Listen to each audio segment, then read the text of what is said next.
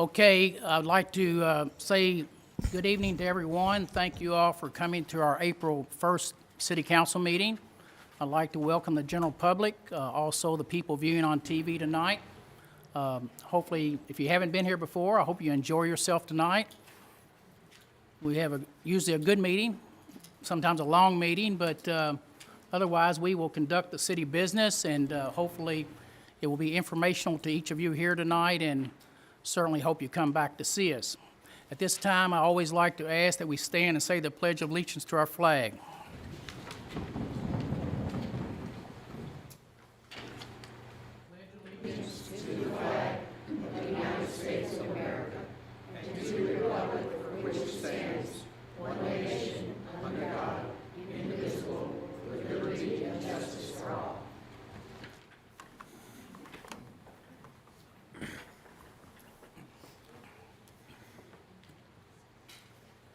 Also, before we begin, anyone that might have a cell phone on, I know it's always sort of embarrassing if it goes off during a meeting, so I'd like to go ahead and remind you, you might want to put it on vibrate or possibly turn it off, or maybe excuse yourself in the event you get a call. But it's quite okay. If it does go off on you, I'm not going to point you out.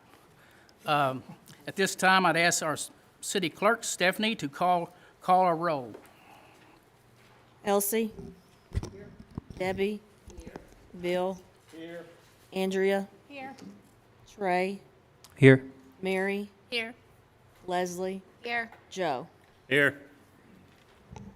Okay, there being everyone present, we have a quorum, and I'll call the city council meeting to order. You have before you tonight your approval of the agenda. Are there any changes, corrections, or anything any council member would wish to add to the agenda tonight? If not, I would like to add one, that'd be under standing committee reports. And we would have a third item on the Roads, Public Safety, Police, and Environmental Committee, and that would be the discussion and approval of signage in Cherry Wood subdivision.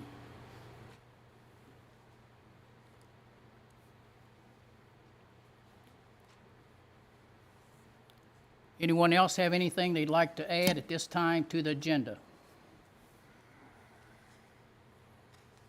If not, no one wishes to add, I entertain a motion the agenda be as approved as presented.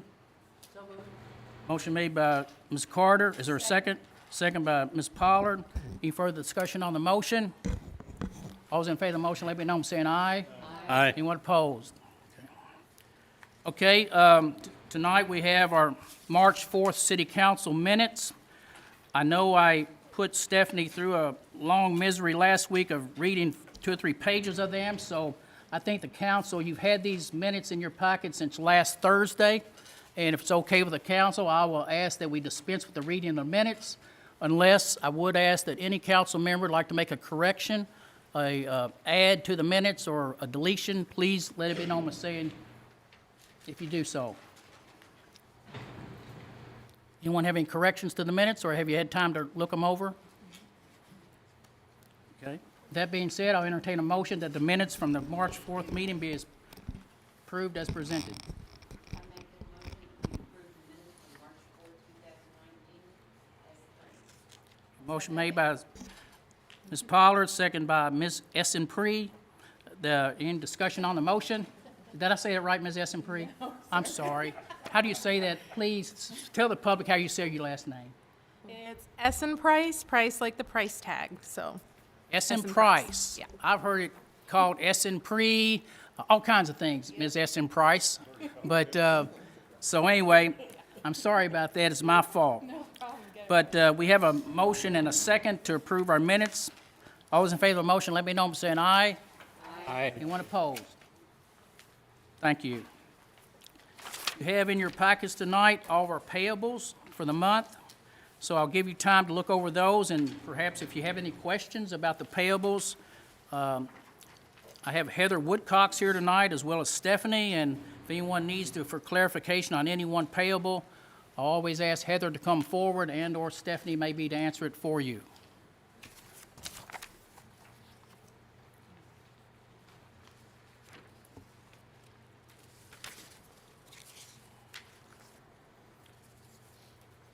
Any questions, concerns? Okay, I entertain a motion. Would anyone make a motion to approve the payables? Make a motion to approve of payables as presented, Mayor. Second. Motion made by Mr. Davenport, second by Leslie Wright. Any discussion on the motion? Not all those in favor of the motion, let me know by saying aye. Aye. Anyone opposed?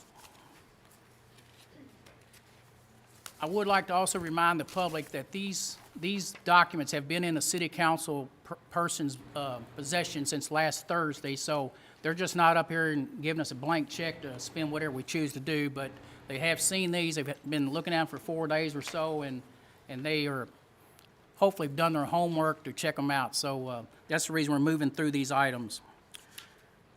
Okay, on your financial report, anything that concerns any of the council persons on the financial side of the report, outside of the payables?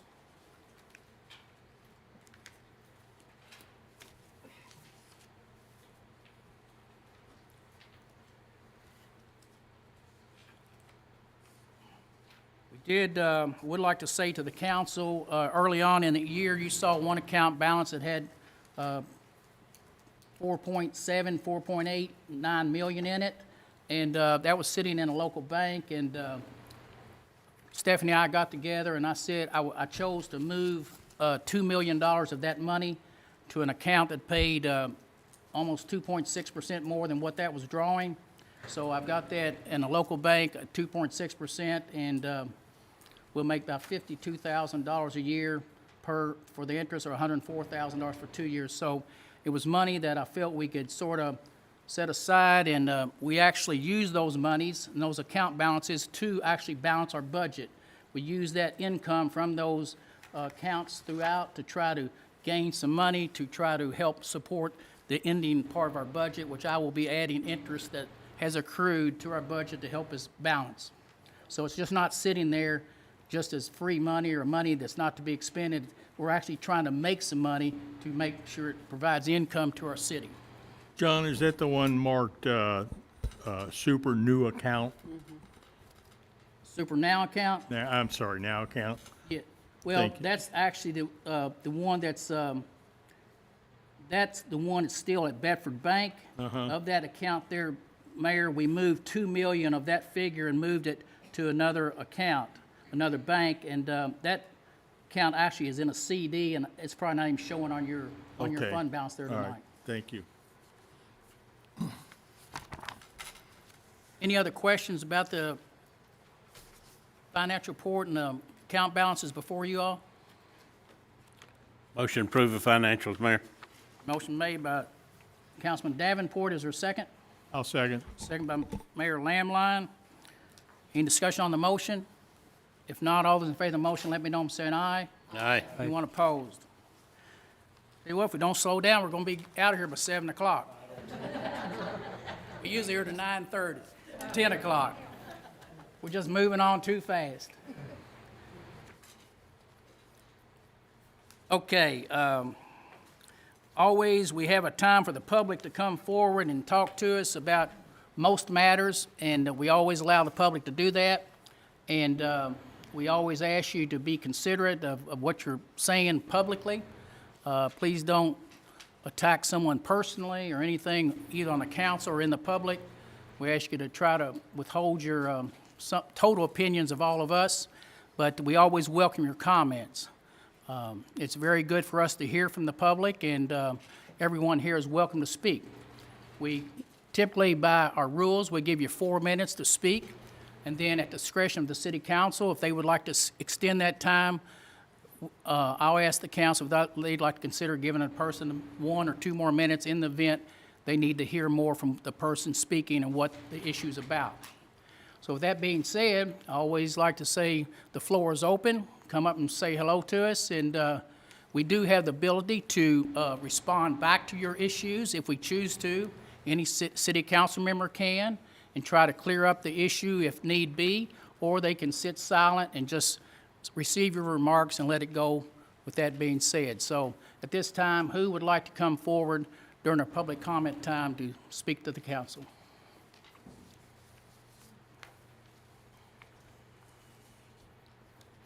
This lady here is Miss Stacy Rockaway. She represents Congressman Massey's office, and she's here tonight to say hello because I've seen Stacy around for a number of different years, different places.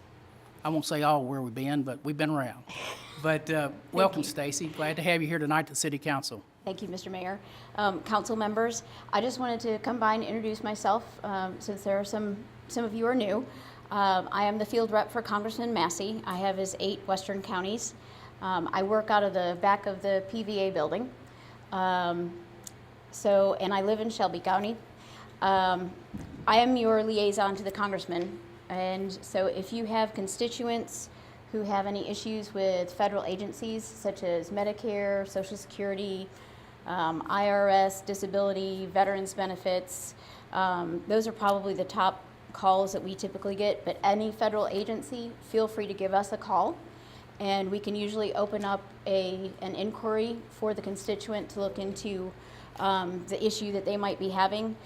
Just a really short example, we had a lady call our office who had received a letter from the Social Security office telling her that she had passed away and she would no longer be receiving those benefits. Obviously, somebody had just keyed in a Social Security number wrong, but we were able to open up an inquiry and help her out with that. Phone calls, if you support a bill or oppose a bill, if there's something that's going to be affecting the city or your friends, neighbors, please give us a call. The Congressman likes to hear from people on the ground. Military academies, if you know any youngsters who are interested in getting into one of the military academies or the Merchant Marines, they require a letter of recommendation from their congressman or one of their senators. It's an entirely separate process from applying to the academies. So again, give us a call. We'll walk them through that process. Grants, I know that federal money is few and far between and there's a lot of competition, but if the city or any other organization that you are involved in is interested in applying, give us a call. Congressman's happy to write a letter of support because we all pay into those funds and he's happy to try to bring some back to the 4th District. And so just to reiterate, the biggest thing is that we are here to be a resource for you and the residents of the 4th District. Please give us a call. If we can't solve the issue, we will do our best to get the person or you all in touch with the agency or department that can. Okay, thank you, Stacy. Would you do one thing for me? We always ask the person state their name once again and also their address for wherever you maybe live or where you reside. Certainly. It's Stacy Rockaway. I am field representative for Congressman Thomas Massey, and the office is 110 West Jefferson Street, LaGrange, Kentucky 40031. Anyone have any questions or comments or anything they'd like to ask of Stacy? When is the congressman's election again? Is that next year or this year or when? They run every 2 years. So last year was the last election, so all of the House members are up again in 2020. 2020, okay. Where does Congressman Massey live? He lives in Lewis County. So Lewis County. It's about an hour and a half, hour 45 minutes east of the northern Kentucky area. Does he ever travel in this part of the state? He does. He was actually here 2 weeks ago. Did he? 2 weeks ago today. Well, tell him he's always welcome to stop by here. We meet the first Monday of each month at 6:30 right here. I will do that. If no one has anything for Stacy, thank you so much for appearing today and hope to Certainly. see you back. Very good. We'll try to be of service. Yes, ma'am. Okay, who would like to speak next?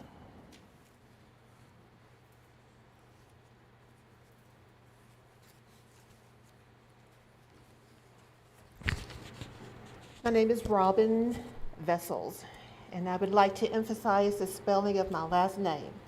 That's Vessels.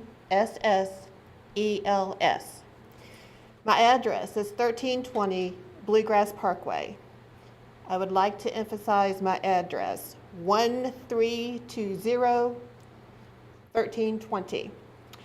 The reason I needed to emphasize both the spelling of my last name and my address is that I had submitted an open records request in which both my name and address were clearly and legibly written. I waited 3 days for a response. I waited 5 days for a response. I waited 7 days for a response. On the 10th day after I submitted my request, I finally received a response from the city. Much to my surprise, my last name had been spelled Vississ, and my address had been written as 1300 Bluegrass Parkway. The city's response to my open records request took quite a few days to reach me, which is usually what happens when a piece of mail that has the wrong name and the wrong address. If it wasn't for the neighbor at 1300 who actually walked the mail down to my house and rang the doorbell, it might never have reached me. I assumed that these mistakes were unintentional, although having 2 mistakes on a simple address does make me stretch my assumption to the point that it reminds me of a quote by Mark Twain. April 1st is the day that we are reminded of what we are the other 364. I had requested records regarding the compensation tax. I did not get the records that I requested. However, I was provided with documents that painted a picture, not of just 1,000 words, but of millions of words. Compensation tax collections, based upon the records you provided me, tax collections thus far total $9,314,352.33. The average collections per quarter for 2017 through 2018 were $491,160.00. These numbers are based only upon documents that the city created itself. I was denied access to the source documents from which your documents were created. And some of you, Councilmember Carter, Councilmember Debbie Pollard, Councilmember Lamline, and Councilmember Davenport, are aware that the compensation tax is to be used only to pay the debt. And once the debt is paid, the burden on the workers terminates. To the other council members, I would request that you read Ordinance 8-2013, which specifically states this. I just want to make you aware that we are watching to make sure that the tax does end when the tax needs to end. Thank you very much.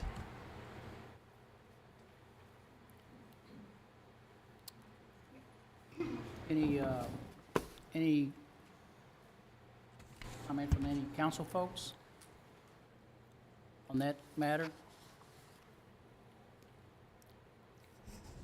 I apologize for spelling your name wrong, and apparently the address, that was my responsibility, so I'm sorry. It was not intentional. There was no nefarious intent, so hopefully you got it.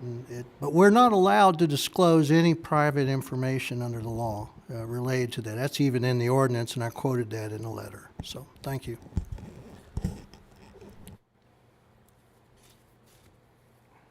Yes, ma'am. Yes. My name's Elizabeth Kirkwood, 1515 Dawkins Road, LaGrange, Kentucky. And I want to clarify a couple of things about the occupational tax that is due to sunset in the very near future and the Oldham Reserve loan that it's paying off. My concern is that the tax sunset date and the date of the amortized loan being paid off do not coincide. It looks like the money is going to be collected a lot earlier than what was anticipated because a lot more has come in than what people counted on. The tax brought in, as I just said, is more than expected, so its sunset goal will be reached sooner than anticipated. Our understanding is the 1% tax will end at the $10 million goal and not the last day of the amortized loan payment. We do not know the particulars of the payoff of the Oldham Reserve loan. And also, as far as personal information, we did not want personal information. We just wanted figures. We don't want bank accounts. We don't want anybody's name, nothing like that. Just dates and figures. That's all. And as far as how much money was put in the bank account and what interest is being earned on it, and you addressed that. I don't know which account that is, but you've addressed it. A tentative end date When the 1% tax goal is met, the tax on employees should stop and the 1% tax drop off of their paychecks. A tentative end date should be known by employers and employees as soon as possible. This would simplify the transition for employers and avoid the hassles of repaying overages. We would appreciate a public announcement of the anticipated sunset of the 1% occupational tax and the soonest date the Oldham Reserve loan will be paid off. The reason that I'm concerned about this is a lot of people aren't living paycheck to paycheck or hand to mouth, but there are people that are. And the sooner this can get paid off, the better. So, thank you.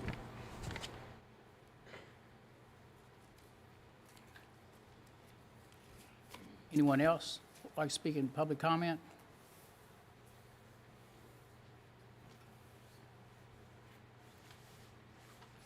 Hello. Hello. I'm not good at public speaking, so bear with me. Go ahead and please, and just state your name, Deanna. My name is Deanna. My last name is Housley. My address is 1120 You're okay. You're doing great. Keene Avenue. Hold on. Hang in there. Come on. Like I said, this is not my specialty. It doesn't have to be. You're among friends. Come on. I'm here to address public concerns.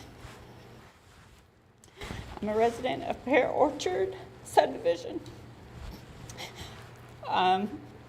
There's things going on that I've talked to John about, and we need some street signs, or we need some speed bumps. The vehicles in front of my house, personal properties, have been hit 3 times. So I would really like to put that behind us. The mailbox directly across the street has been hit twice, slammed. And I adamantly feel that these are warnings. These are warnings that vehicles being hit, people driving too fast, intoxicated or whatever the reason, these things have occurred in broad daylight, and they have occurred in the middle of the night.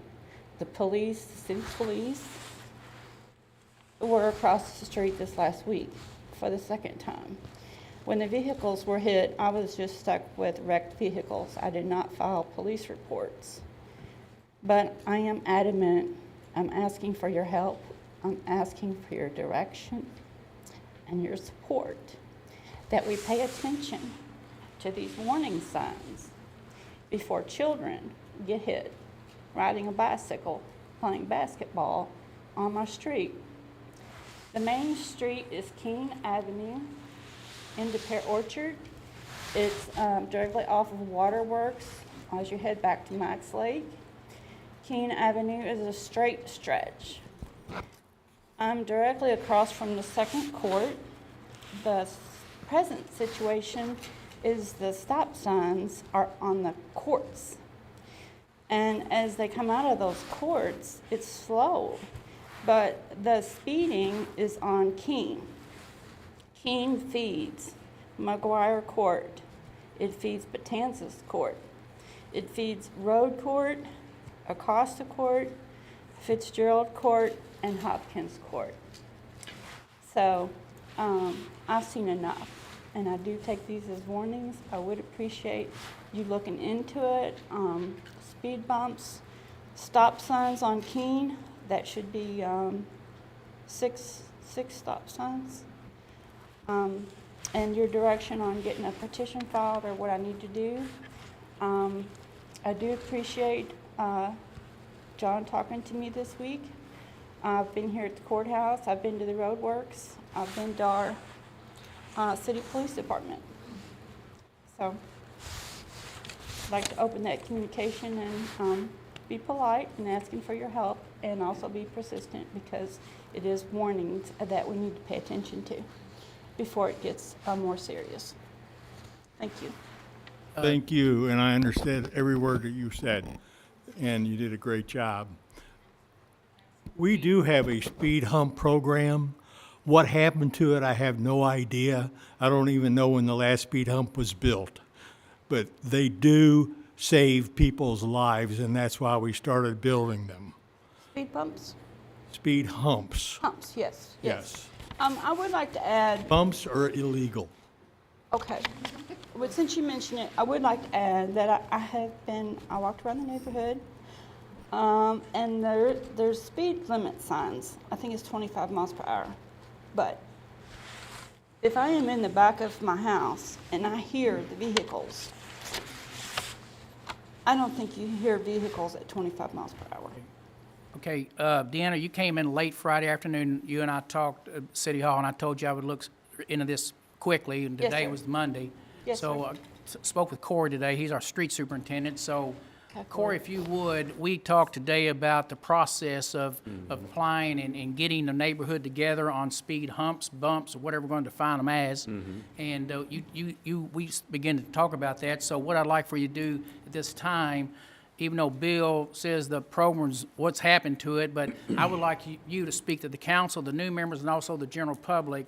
What is the process of applying to look in anyone's neighborhood for the installation of a speed bump or hump? Right. Could you do that for me and We speak? mailed her, Get over, please, move over. So mailed the guidelines to speak her. up and speak up so everyone in the city can hear you speak tonight. we had spoke today earlier, and I'd got a message. Spoke to her today earlier? No, I spoke to you. Yeah, right, okay. I guess you had called Friday? I was at the City Works, Friday. Riverboat Works on Friday, Friday, yes. okay, yeah. Beth has mailed her, which is our office manager, the guidelines today. So typically, you put in a request, and we will mail you the guidelines, and you have to go through the process of a petition, and then we'll actually come out and do a count. Either or, we will sub it out. We have a retainer with Neil Schaefer to do a traffic study.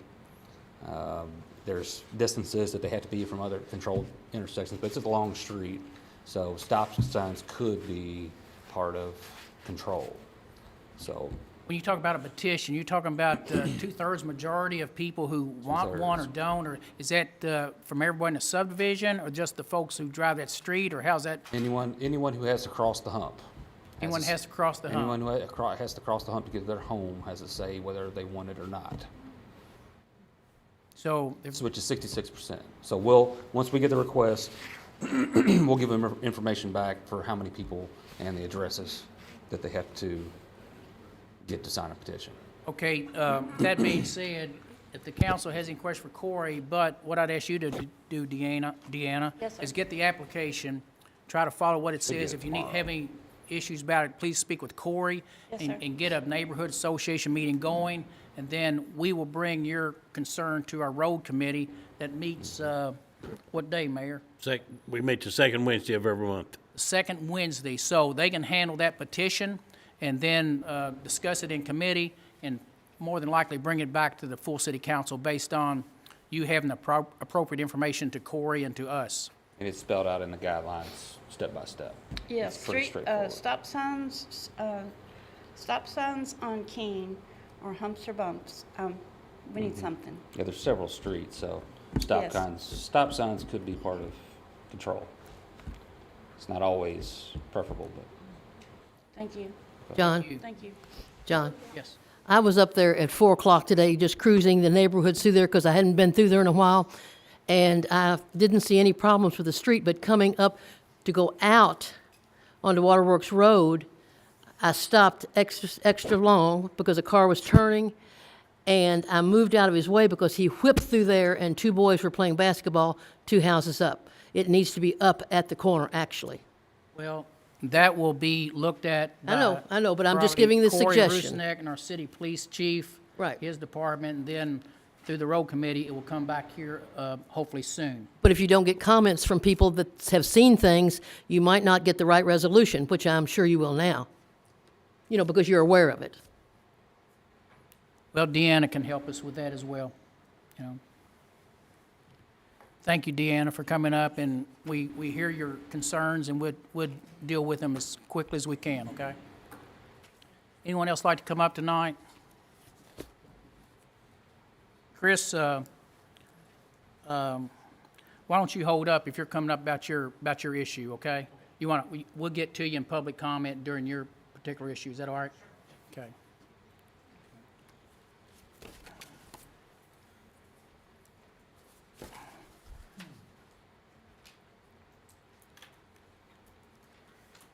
I will say this about the compensation tax. It was tax that the city had to implement back in 14 or 15, I'm not sure what year it was, but the city was on the verge of financial disaster because they were looking at a $10 million bill issue based on Oldham Reserve.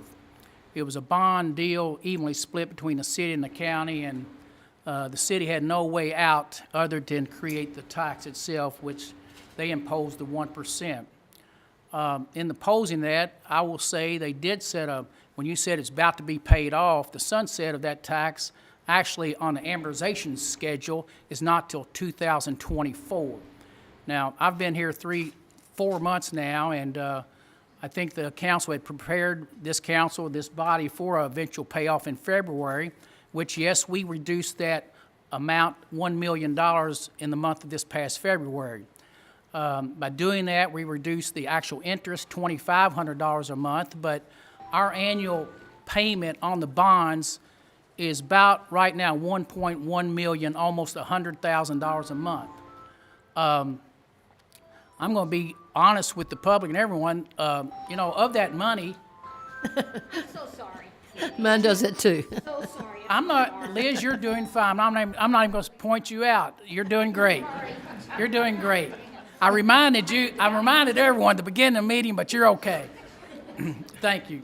But anyway, unbeknownst to some, in Oldham Reserve specifically, we split all that compensation tax with the county. For every dollar we get, we give them 50 cents.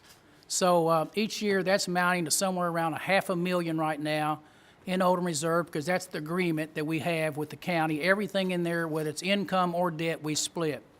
Furthermore, to the council, we have the needs of trying to do some infrastructure issues that are most desperately needed in Oldham Reserve. And if you look at the ordinance, it talks about debt related in Oldham Reserve specifically, debt relations of Oldham Reserve. So, as far as I'm concerned, this council, if they actually feel that we can do the needed things as far as the infrastructure in the reserve to make it a nice business park, to give the people the opportunity to increase their job opportunities, then maybe this council will feel that's a allowable expense. I'm going to say that's where we are. And I'm not going to hide the issue. I'm saying this council is going to make a decision eventually about, do we carry this to 24? And maybe that's what we'll do. But I'm not sure yet. But that's going to be a discussable item probably sooner than you think. I'm not sure what this council will do. But I know this reserve is important to the city of LaGrange. It's important to all of Oldham County. It's important to the people who would like to increase their job opportunities by going out and attracting new manufacturing, new jobs, new everything. And anything we're doing there, we're trying to uplift the ability of the citizens of this city and this county to raise the level of their ability to make an income. This is not money that's been wastefully spent. Every city in Kentucky, across this Kentucky, has a compensation tax. Now, yes, it was sunset, but maybe we can discuss some differences of how we get there and when we get there. I would love to look at that taxation, and I would love to give everybody in the city that lives in this city a tax break. That's where I'm at. I'll give them a property tax break in lieu of this tax that I think is very, very important to this city and its residents. This is for our residents, this is for our county, and if people want to argue that this tax is wastefully tacked on, then they can argue that. But you name almost any city in Kentucky that doesn't have some formation of a compensation tax. I think Jefferson County has 2.6%. Some people pay 3 taxes in Jefferson County: the Jefferson County government, city of J-Town, the city of Shively. Everywhere they go, they're paying a compensation tax. Now, we're trying to create one heck of a beautiful business park for the next 50 to 100 years for people to have. But yet, the people want to come up and say, hurry up and get this paid off so we can release this 1%. This council is going to have a real discussion on this matter. And I hope when we do, we look at the people living in this city, say, what can we do for you people who pay taxes every day here? Can we help you out? Can we look at the compensation tax itself? But this tax needs to go on. If it doesn't, we will never, ever be able to work with the county and put the infrastructure needed in this park because we're not getting it from anyone else. There's no handouts. There's no federal government giving us money. And we've got to think about this. But to come up here and argue how soon you're going to get rid of it, if we get rid of it, I have no means whatsoever to put one culvert in Oldham Reserve, because the folks came up and said it's not a needed thing. That's all I need to say at this moment. Say something? Yes, ma'am. Thank you. Okay, absolutely, none of us think that this money is not being well spent.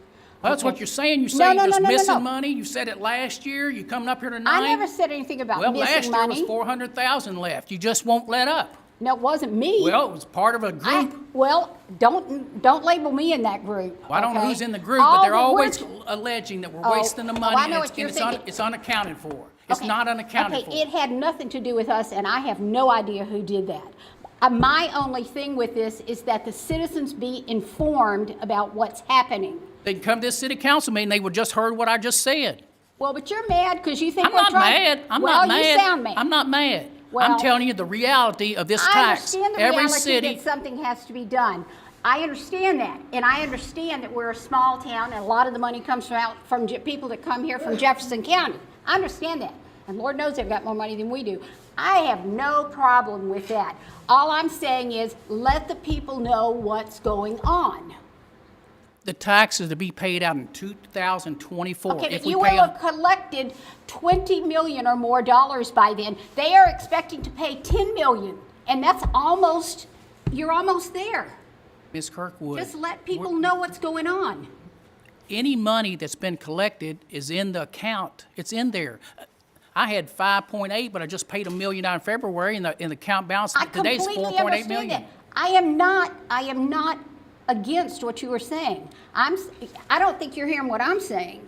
The people are expecting for that 1% to come off when the $10 million bond is paid, okay? That's what they're expecting, Yes, ma'am. okay? And all I'm saying is, and I've heard we need more money, we need to keep this, and a lot of the money comes from outside people that work here. That's perfectly okay.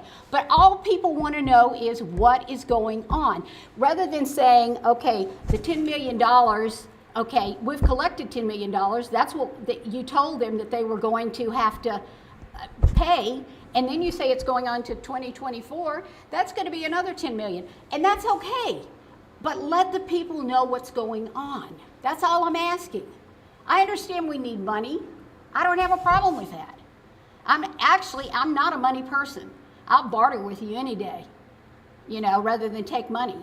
Give me a bag of cat food, I'll do something for you, okay? I can't take anything. Well, you don't have to. But anyway, what I'm saying is, all the people want to know is what is going on. Hey, Can you please. put something out Yes, and I just say can. what's going on? Yeah, I can put something out. I did my obligation. I paid the $1 million in February. Once I got here, we came up the $1 million. I agree. Now I've renegotiated the amortization of the whole note, and I've done that. Exactly. Yes. And I've saved us $2,500 a month there. Okay. If I pay But this that thing, also adds on more to how long the people are going to pay. Instead of paying to 2019 or 2020, they're going to be paying to 2024 or something like that. Okay, so when you say that yes, see, that's the thing about amortization. You could drag it out as long as you want to. more than 2024. Well, but the people are going to have to pay the 1%. Every year that you add on to the amortization, they're going to be having to pay that. And if that's the case, they just need to know it. I understand that, but you also need to know that I'm trying to prepare a budget right now for this city. On a general fund budget, on general fund operations, I'm running tight as to get that just funded from general fund. Yeah, I wouldn't want your job. If I had to pull a $1.2 million out of general fund to make my debt loan payment to Old Reserve, I'd be $1.2 million in the hole immediately. I've got to have that money. Now, that being said, I'm going to set the story straight. We are now in a cooperative agreement with our partner, Oldham County, to try to build a piece of a road out in Old Reserve that's needed to be built ever since the day the thing was put in. It's called the extension of Eden Parkway. Right. The debt on that, would I go borrow the money to do it? And I go borrow it, but why'd I go borrow it if I've got it in the bank? The debt, our half's gonna be about $700,000 to $750,000. Now, where in the world would I get that money to build this road to help bring companies to this park if I didn't have the compensation tax? And it's debt. Either I incur it and put it on debt for the future and put it on a bond deal, or I take it out of the proceeds we have sitting, plus making my $1.2 million annual payment to the bonds themselves. Okay, I I've got to understand have what some you're saying. Mm-hmm. operational money. This council does. We cannot do these things, or else we're just going to call it quits. I understand what you're saying, and all I'm saying is, if you tell the people, we are going to give you 1% for, until you pay $10 million, okay, and then you just sort of let it all slide, all people want to know is, people will work with you, okay? People will work with this and work hard if, not all of them. I understand that. That's fine, all of them. I'd like to have, I'll have a public discussion meeting on this one item only, and let this council understand the I think that if it needs to go impacts. until 2024, if the loan has been renegotiated to go on for longer than the $10 million, then yes, I think you do. And then It will not go on longer than 2024, period. I know that. I'm just trying to do some necessary things within the realm of 224 with the money to do some major infrastructure improvements in the park that the city and the county jointly partners say we need. And I admire you for that. I admire everybody up here for doing that. All I'm saying is, if you're going to take money out of someone's paycheck, you need to let them know the beginning of it and the end of it, and that's all I'm saying. The beginning of it was 2/15 or whenever it began.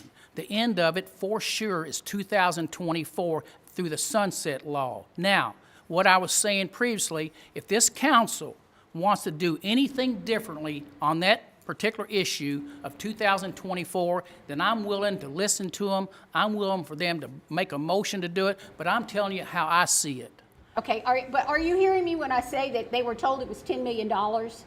And they were told it was like 2018 or 19 or something, or 2020 when it was going to be paid off? No, it's always been 2024, period. I It's thought you always said been. you just renegotiated it. I didn't renegotiate. I paid $1 million in February that we did not have to pay. I had it, and I took it, and I paid it just to try to not So is this a balloon payment loan? Is it a balloon? How is this being paid off? It's not going to be a balloon. It's going to be paid off through an amortization rate in 2024. If it's just like buying a house or a car, in that particular day, it's coming due and it's over with. Now, if we pay $1 million every year, it's going to get paid off sooner than that. Granted, I mean, this going gets the principal. This $1 million is going gets the principal.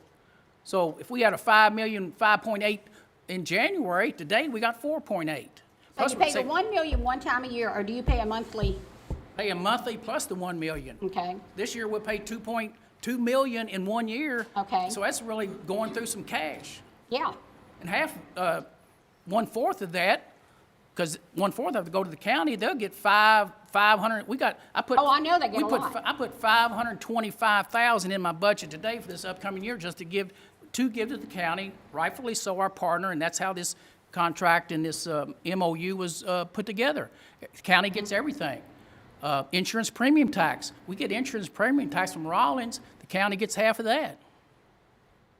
Well, I want to work with you, and I want to work for the city. I mean, I want to work towards what's good for this. I'm not trying to cut something off that we need. All I'm saying is that there are people that are concerned that if you say $10 million is where they stop, then that just let people know what's going on. I promise you. In simple terms. Yeah, I will. We can. Okay, that's what needs to happen. And then I think even there are going to be some disgruntled people, but the other people will have to see that in the long run it's a good deal. Okay? But Well, it's a good deal if they figure it's the future of our city and our county. To put together a 900-acre park that you can just look at what Rollins doing. I mean, it's just tremendous if we can get ourselves and our partners, OR partners, Oldham Reserve partners, which are going to be here next month to meet this new city council. They're our development partners, Hollenbach Oakley. They're developing Blankenbaker Crossings, they're developing stuff over in River Ridge, and they're our development partner here.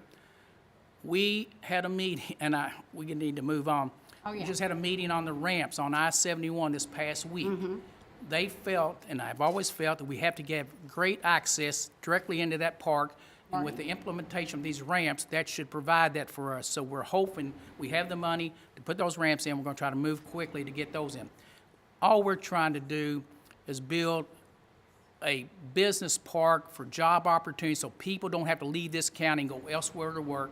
I'm for lesser things than Rawlins and provide the people who work minimum wage here. If I could get a widget company to move in Oldham Reserve instead of making $9.50, but they make $15.75, that's what this is about. We're I trying think to we're raise on the the level. same team. We're on the Yes, same ma'am. team. We're trying to make sure that the community gets what it needs, okay? I don't think there's any problem with us being on the same team. I just think that it's a matter of communication. Well, all I'm asking is, all the money's accountable for. And I there's- don't think there's- the money went you know, anywhere but where it's supposed to go. And that's all I can say. And the council, I assume knows this, but we've got some obligations coming in this park, and there's no way I can fund these obligations, be a half partner, 50% partner to the county, and meet our obligations if we don't have the ability or the income stream to pull it from. And it's Right. debt related to Oldham Reserve specifically. We can't go anywhere else and spend this, period. Right. We can collect compensation tax outside of Oldham Reserve, and we can't use that. That's got to go into the restricted account. So we've got to manage on what I'm getting in the general fund, from general fund sources, property tax, insurance premium tax, business license tax, things like that, and make it work. So I ask you to bear with us. I think it's going to be great in the end, and people are going to see what we're going to do, and hopefully we all understand that. And instead of up here wondering where it's at and how soon you're going to get it paid off, I don't wonder where so any we of can it's do away at. with, so we I can do don't away wonder with where it. any of it's at. I wonder what the parameters of this Well, are. what I'm saying, I'm sorry, Liz, but Robin said, you got money to pay this thing off next year, it looks like to me, in the account. Mm-hmm. Well, if this council wants to pay it off next year, because we can pay it off early, then this council's going to make a motion to pay it off when we're done with it. But then, Well, I don't know but what's then gonna- I that's don't know what what's gonna people, happen then. but that's what people need to know. That even though, and it probably could be paid off pretty soon, truthfully.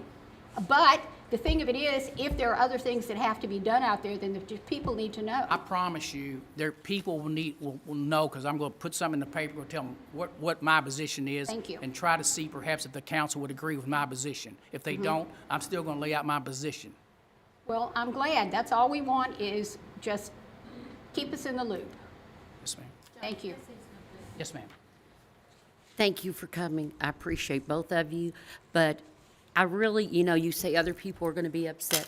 I would really love it if you could get those people to come, or even go to, I can't. well, they're the ones that's saying I all know. this stuff. I can't even that's talk not to some of true, them. and it's not being done. And if they just go to John, he will show them.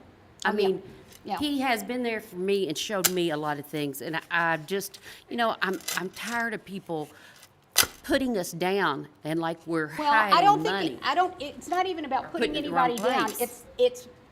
That's why we tried to get the original papers, okay? So we could see, I understand what you mean by individual papers. I mean, Okay. everybody that pays their bill, it comes in with their social security number, Because there's a- their name, their address, and all that is not that. protected That's not confidential what we wanted. information by That's state not what and we wanted. federal law. yeah, no, there's the loan amortization. Okay, who did the loan? Did you do it or you do it? Okay, was it 2024 that it was going to be paid off? I think it was. Okay, why have people been saying 2020 and 2019? Well, do the people really have any information? That's what we're trying to get. Actually, the taxes put in when I was the mayor. How did you get 2020? Well, that's what I'm saying. How in the That's- world did that That's number why ever we come tried to up? get the original paper. okay? 2024 is the proper Always been 20. name. But then it won't be $10 million to pay off that Oldham Reserve loan then. It's more than paying off the Oldham Reserve loan. Did you not hear John a little while ago how he tried to explain that? Yes, I did. Okay.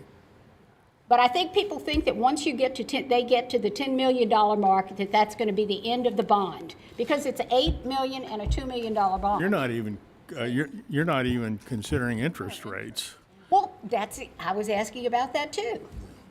Okay, Liz, Stephanie Winthers come up here. She's our business license and compensation tax person for the city, so what do you have to add to this, I just Stephanie? wanted to clarify, the forms that we get in, when they pay their compensation tax, it comes in a form, and it has their name, their address, their social security number, their federal ID numbers. It has all that personal information.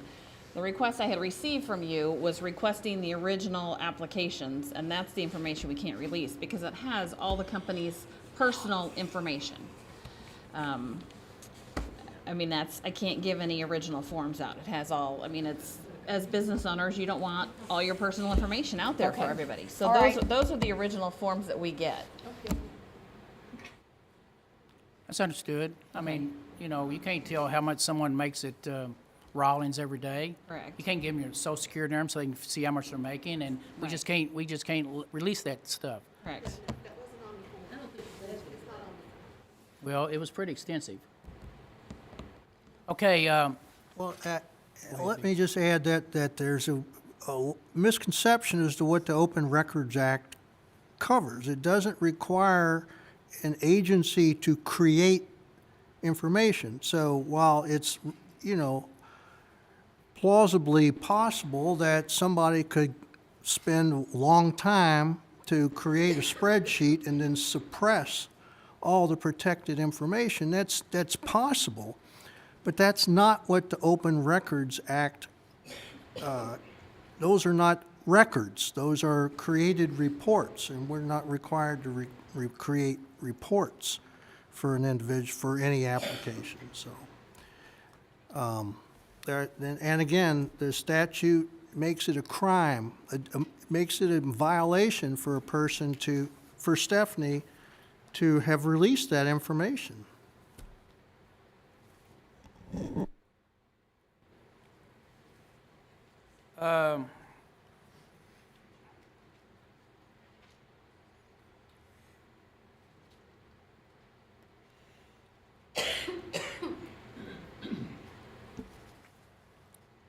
We did have right at 3.1 in the tax totals, and the payoff was $1,104,000, so we gave $1 million, paid it off.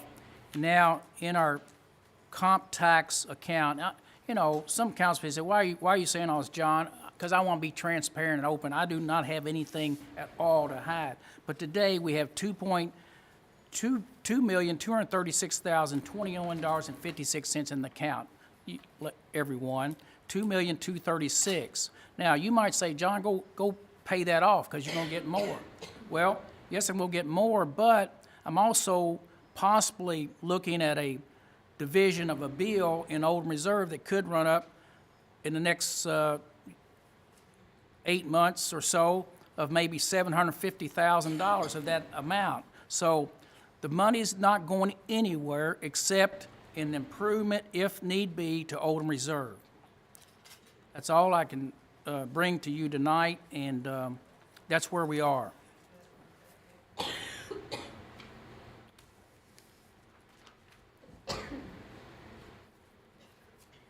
Yes, ma'am.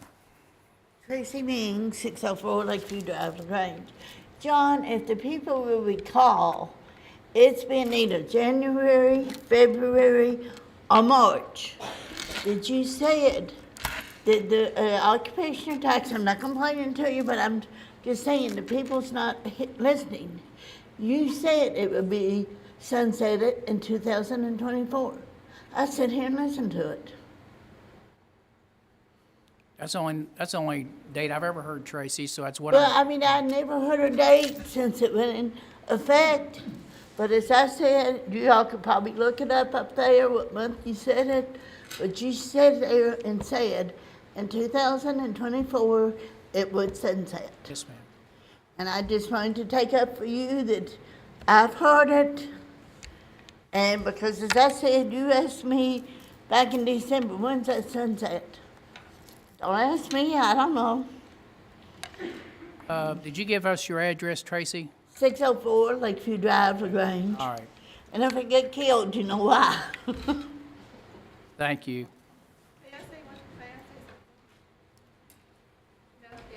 Yeah, I'll let you say something, Robin. I'm trying to be fair to all concerned.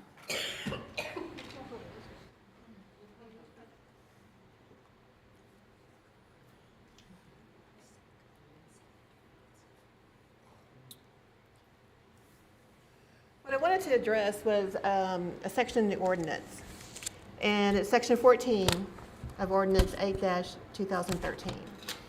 And what this section says is use of compensation tax. All money derived from the compensation taxes under the provisions of this ordinance shall be paid to the city and placed to the credit of the city's general revenue fund. However, all funds collected as a compensation tax shall be used only to retire the debt related to the Oldham Reserve. Right. So if I wanted to hypothetically to pay my half of the county for our half of the road that we're hopefully going to build out there soon, I've got to go borrow, I'd say I'll go borrow a note for $750,000, $800,000. So I've got debt. So I'll go borrow it. Now that's debt related to Oldham Reserve. Or I can take cash that we have in the bank and pay it without creating another debt and paying interest on top of a debt. So the logical way to do that, if we've got to do it to put the needed infrastructure in our reserve only, not out on 4th Street making an improvement, but it's in Oldham Reserve, I can either create the debt to pay for these items and pay the debt back through compensation tax, or I just take it from this $2.2 million as we go to get that piece of infrastructure paid for. When this No interest. When this was implemented in 2013, the only debt that anybody talked about was the debt on the bonds. That might have been all they talked about, but when you talk about debt, they probably assumed that there was going to be more debt in reserve just to get it produced and built out. I can guarantee you, I was at all those meetings, and I never heard anybody, any of these council members, make that assumption. Well, I wasn't here. Okay. And I'd also like to say this. I do have some figures here regarding that occupational tax, and I did go over how the average collections were $491,160.96 per quarter. And the current revenue required for retirement based upon that money is $2,125,761.12. So that means that you would have 4.33 quarters and to reach to cover that debt payment. Just wanted to let you all know that I've done my homework too. Thank you. Thank you. Okay, anyone else tonight, public comment? No one else? Okay. Next, we have a Main Street report from Ms. Karen Eldridge.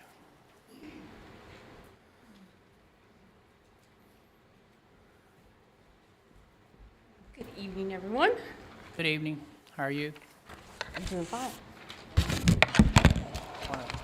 State your name, please, and who you are.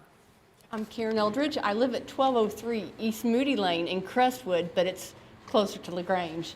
Or I could say I live at 208 East Main Street. In the Welcome Center, for those of you that don't know.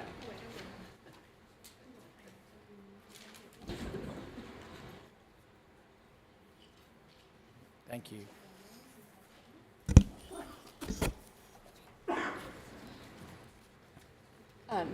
I will start off with some exciting news.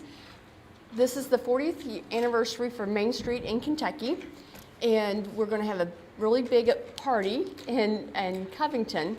And part of that is having the best baker of Main Street. And I would like to say that for our regions are going to compete, and Andrea Essenprice is going to be our representative. So she has a bag of goodies here. Okay. But that means that you need to make plans April 24th to be in Covington, and I will email you information. She's going to be taking, with some help, 200 tartlets up there for everybody to sample. So you'll want to be there. And it's really exciting because the gentleman, his name is Jason Smith, thank you. He's with the Food Network, and he is going to be the judge. So we are going to be on a very big stage. So Grange is going to be there. So thank you very much for doing that. And it was tough, but the judges managed to get through having to taste all that. Well, I shall do my best to represent us well. This is a lot of fun for me, so. We know you will. I was very excited. Okay, in your packet, and for those in the audience and on watching us on TV, April is a huge month in downtown. Everything gets started back up. We've slept through the first 3 months of the year, and so now we're ready to go. We start off, our first event is going to be April 13th. It's Saturday at 2 o'clock on the courthouse lawn. We're going to have Shakespeare in the Park. So bring lawn chairs, bring blankets, bring a picnic lunch. It's just going to be really fun. If it rains, we're going to be inside the Rob Morris Chapel. Well, chapel. It is the Education Center now. Everybody knows what that is. Then on the 19th, our Trackside Tune starts. Allen Lane Band is going to be our starting band, and then Mike Prather is going to warm up for him. And then on April 20th, we have the Humane Society is going to have their Fashion Friends at City Place, and the Kentucky Authors Fair is going to be at the Community Center. Then on the 27th, we're going to have the Quads Car Show on Saturday, and then on April 28th, we're going to have our Blue Hydrangea Tea. So lots of fun things going on in LaGrange in April. The LaGrange Springs Park project, if you could go on Facebook and like that post and share the posts that are coming through that, because we are in the midst of trying to qualify for a large grant. So please help us get that word out there. That will help get us a really good footing. We have until April the 11th to get that done, so we ask that you please get that out there quickly. Let's see, the things are happening, and I think that is it. We are in the process of hiring someone to take over my position. We have 3 really good candidates we're going to meet with, and then so hopefully by next month, no, before next month, I'll be able to bring them around and introduce you. We have high expectations that we'll be able to get that done. And like I said, they're really good candidates. Are there any questions for me? Anyone have anything for Karen this time? Do you have any more packets? We're a few short. We have 2 more. 2 more? Here you go. Okay, and I will email. Actually, the other thing is this Friday at 8:30 a.m. at the chamber office, which is there in City Place, will be the next LaGrange Springs Park meeting. So if you would like to attend, and this Friday. Yes, we outgrew the Welcome Center. You can be up close and personal. So does everybody have a packet now? Okay. Want to have a packet? Did you give up your packet? Okay, very good. All right, anything else? I can get you more flyers if you know someone that you'd like to share about the Blue Hydrangea. And also I have some of our rack cards to go with City Hall. So we'll have some there or there in the Welcome Center. Oh, and I really would like to, this transition's been kind of strange, and I want to say a shout out to Amber's and Public Works, because the mornings I'm running late and I don't get to open up the Welcome Center. They have been covering me. So thank you all very much. Anything else? No, thank you very much, Karen, and hopefully everyone will write these dates down on these different events happening in the month of April, where it's Trackside Tunes or Shakespeare in the Park, and hopefully through our public TV, people will see this and actually set these dates aside to come to LaGrange, because it's a fun place to be. It is a fun place to So be. we want to make it much more fun as we go, and Works Department's going to start beautifying the town just as soon as our flowers come out of the greenhouses, and we're going to try to make the town sharp looking on corners, and hopefully people will enjoy coming to our city as much as they have in the past, and they will do in the future. Yes, and Shakespeare in the Park, last year, it was really great to see people out running around, the kids running around.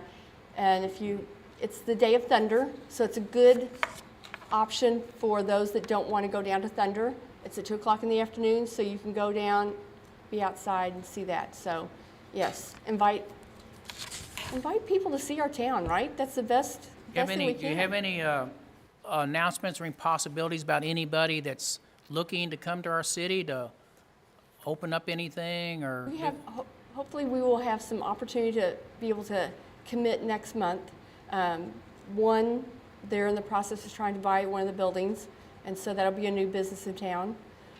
And then making some other visits, so. We do have some properties for sale, so those out there listening or watching, if LaGrange is the place that you want to be, come in, we have the perfect spot for you, I'm sure. Oh, I would like to mention while we're talking about downtown, one of our attractions has been the LaGrange Trail Train Museum. And I just want to say to the public that our friend Bob Widman, he had a stroke about 2 weeks ago, and he's doing okay. He was at church Sunday, smile on his face, and so Bob's doing okay. But he's always, his heart has been in this train museum, and what's down there. If you think it's anything to look at or take your children to or have a party there, it's primarily because of Bob Widman and his love for trains and what he's tried to do at that train museum. So I wish Bob well, and hopefully he hurries back and gets it back up there and does more at our train station. Thank you. I had not heard that, so thank you. Okay, thank you, Karen, for coming and visit us tonight, and hopefully we'll see your new director fairly soon. Okay. Hopefully, as soon as we hire him. Okay, thank you. Okay, you have a LaGrange Utilities report in your packet. Elsie Carter, she sits on the commission, and she's our liaison between the city council and the commission, so she might have some things to say, and/or Ted Chisholm is here tonight. Anybody like to talk to Ted? I always ask Ted to come forward if he'd like to say anything. Otherwise, he pretty much stays back there. Elsie, you have anything to bring to the council tonight? As you all know, we're blasting in the center of the interstate. We are not, I am not, but the Utility Commission has someone who's doing it. And it is, every day, it's going to be from April, listen, that's the wrong one. Let's see, here we go. Here we go. In the meeting every day. I was told that there's 1,700 feet that they will have to blast, and they're doing 200 feet a day, so you can figure out how many days more it's going to take. And they have put an off-ramp for them into the median, if you've noticed, and the utility company paid for that. They're doing quite well. Here we come. Here's going to get the official. Go for it, Ted. Thank you. My name's Ted Chisholm, Director of LaGrange Utilities, 412 East Jefferson Street, LaGrange, Kentucky. It's too much information. Mayor Carter and I did talk today. They are drilling and blasting for the new sewer line in the interstate that is happening. They're blasting every day between about 3:15, 3:30, a little in that range. They are making good progress. They're probably blasting for another week and a half, and then we should start seeing pipe going to ground for that new interceptor line in the interstate. As she stated, the emergency off lane that we had to build for the federal highway is in. It's operable now. The construction people is using that lane. So anyone's using 71, please give us caution out there so we don't want to have any accidents or wrecks. I want to thank the LaGrange Police Department because they are helping out there with running red lights and everything for this construction company. And that's about all we have right now going on. Is there any questions any of you have from the report I sent out? I'll be trying to answer them for you tonight. Thank you very much. Thank you, Ted. Thanks, Ted. You did good. Okay, item 10 is a presentation tonight by Travis Rice and Joanne Hepperman. Just a little background. Travis and Joanne visited me a couple months ago and came with an idea, and they will tell you more about what their idea is. They're just sort of seeking comments, possibilities of what they're going to present tonight to you and the public. I will tell the council that Joanne and Travis, I did invite them to the city council, to the budget meeting a few weeks ago to meet the budget committee, because I felt if in fact this council had any interest in this opportunity, to be involved with this idea, then I would like to, the Budget Committee, if there were money needed and required, I'd like for them to hear it. I will say, first of all, there would be no money required on our part, but they, through their presentation, they'll tell you tonight what they have to present to the council. So welcome, Travis, welcome, Joanne, and it's your time to. Thank you, Mayor Black. Thank you, council. My name is Travis Rice. I'm with the Oldham County Community Foundation. I'm accompanied tonight with Joanne Hupperman, our board chair.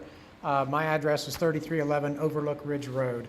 So at the Oldham County Community Foundation, each year we take on one what we call Community Impact Initiative or project. It is always designed to be a multi-year project and fill a need or a gap or a service or human service void, if you will, that exists in our community. Back in the fall of 2018, we began doing the work, including some open community forums, one of which was held here at City Place, and concluded from a number of meetings and conversations with subject matter experts that our 2019 Community Impact Initiative would be known as the Oldham County Workforce Readiness Project. And that is all about enabling people in our community, which is broadly defined as Oldham County, to have workforce readiness skills that will enable them to not only qualify for, but actually have access to employment opportunities in Oldham County.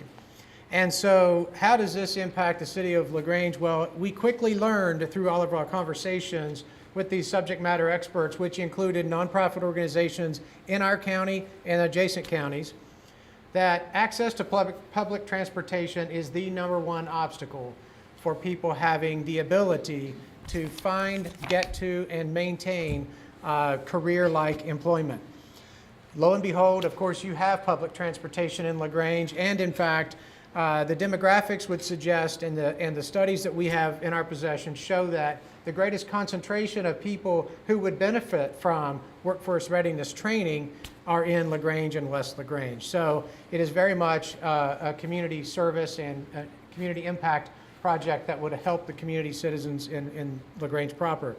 That being said, the workforce readiness solution that we have in mind would be run through the Arvin Education Center in Buckner. Matt Watkins, who's the principal at Arvin, would be the head of the program.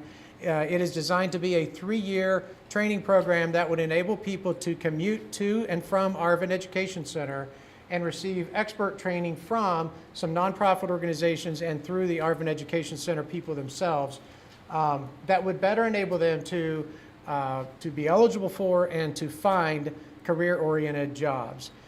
Additionally, many of the employers in the Buckner area, including Treehouse Foods and East and Westport Construction and Fastline Publications and many others, especially once the Commerce Parkway corridor is complete, means that there is not only a population of potential employees here, there is a variety of job opportunity there, and we're trying to close that gap. So, in short, what we are hoping to do is to with your blessing and support, implement a 3-year program that advances the LaGrange public transportation system such that the loop is expanded to include the Arvin Education Center and those major employers in the Buckner area.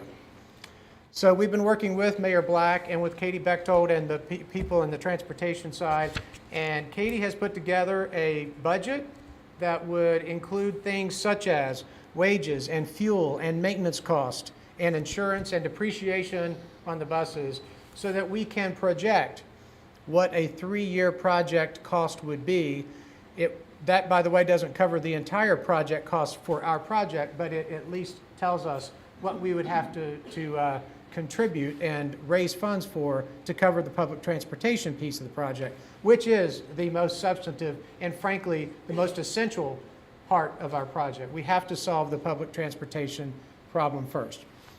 So the scope of the budget, and I don't know if that's the right term, but the way it's been quantified appears extremely reasonable, extremely well thought out, and expertly done. And I will say that because it's still a work in progress, but we came into this project knowing kind of a range of what this may cost, and we're over that number already, like everyone might expect. But we are in our opinion right now, still within the scope of the project that we originally anticipated. So I would like to pause there and take any questions and elaborate on any features of this project that you might want to hear about. I have a question. Yes, ma'am. What would the route be between LaGrange and the Arvin Center? Great question. So there are really two components. The Arvin Education Center is really just for the training phase. So I'm going to use a metaphor. So Jane Doe, who wants a job, right? Jane Doe would first have to get to and from Arvin Education Center in order to be trained. That would happen after school hours because, of course, during school hours, the Arvin Education Center is used for K through 12. These are for adults only, post-high school age adults. And so that would be between the 3:30 and 5:30 p.m. time frame. So the route would be from somewhere in central LaGrange and to and from Arvin in the 3:30 to 5:30 round trip time frame. So somebody has to get there, say 3:30 to 4, and come home, say 5 to 5:30. Okay, so that's one solution. Now keep in mind, that is only for perhaps a few weeks while they're going through the workforce readiness training. The second, larger and more permanent piece of the equation is what you all call work rider. Thank you, I'm sorry. The work rider, which is where you might start in LaGrange and it may be integrated into the existing bus route system. And in the morning, we have to get work riders to the Buckner area to their jobs, and in the evening, we have to get them back to LaGrange or to the central LaGrange area. In other words, we don't have all of the details and logistics figured out, but we know that those are the two elements. It's the work rider program, which is a morning and evening thing, and it's the Arvin Education Center, which is a 3:30 to 5:30 p.m. thing. And that would be through the interstate or through 146?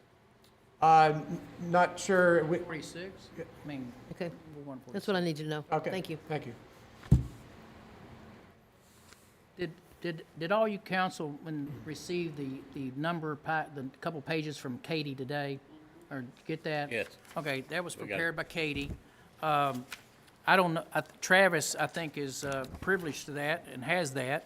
And I don't realize what you think of those numbers. Yes. But I've told you from the outset, we cannot do this at all and lose any money whatsoever as a city. So can we be a partner to help get some of these folks in our city on a bus and get them some employment training?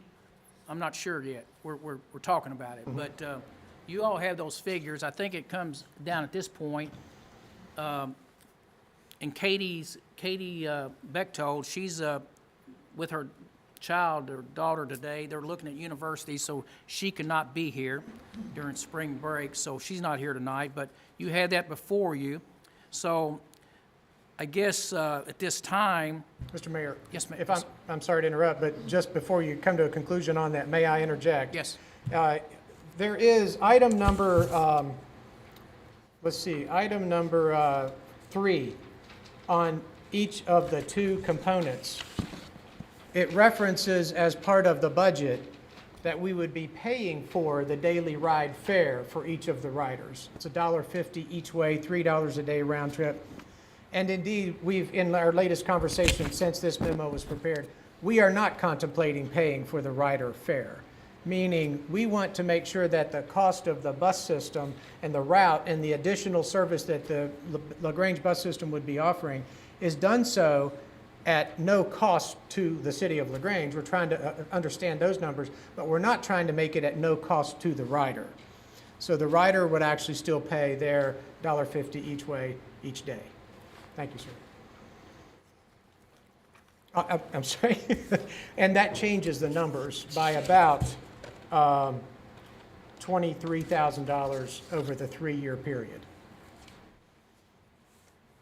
Well, I guess I'll ask you then, with the numbers at this point, that Katie's put together, and as long as she hasn't missed anything, we'll look at that. But are those numbers something that the foundation could handle?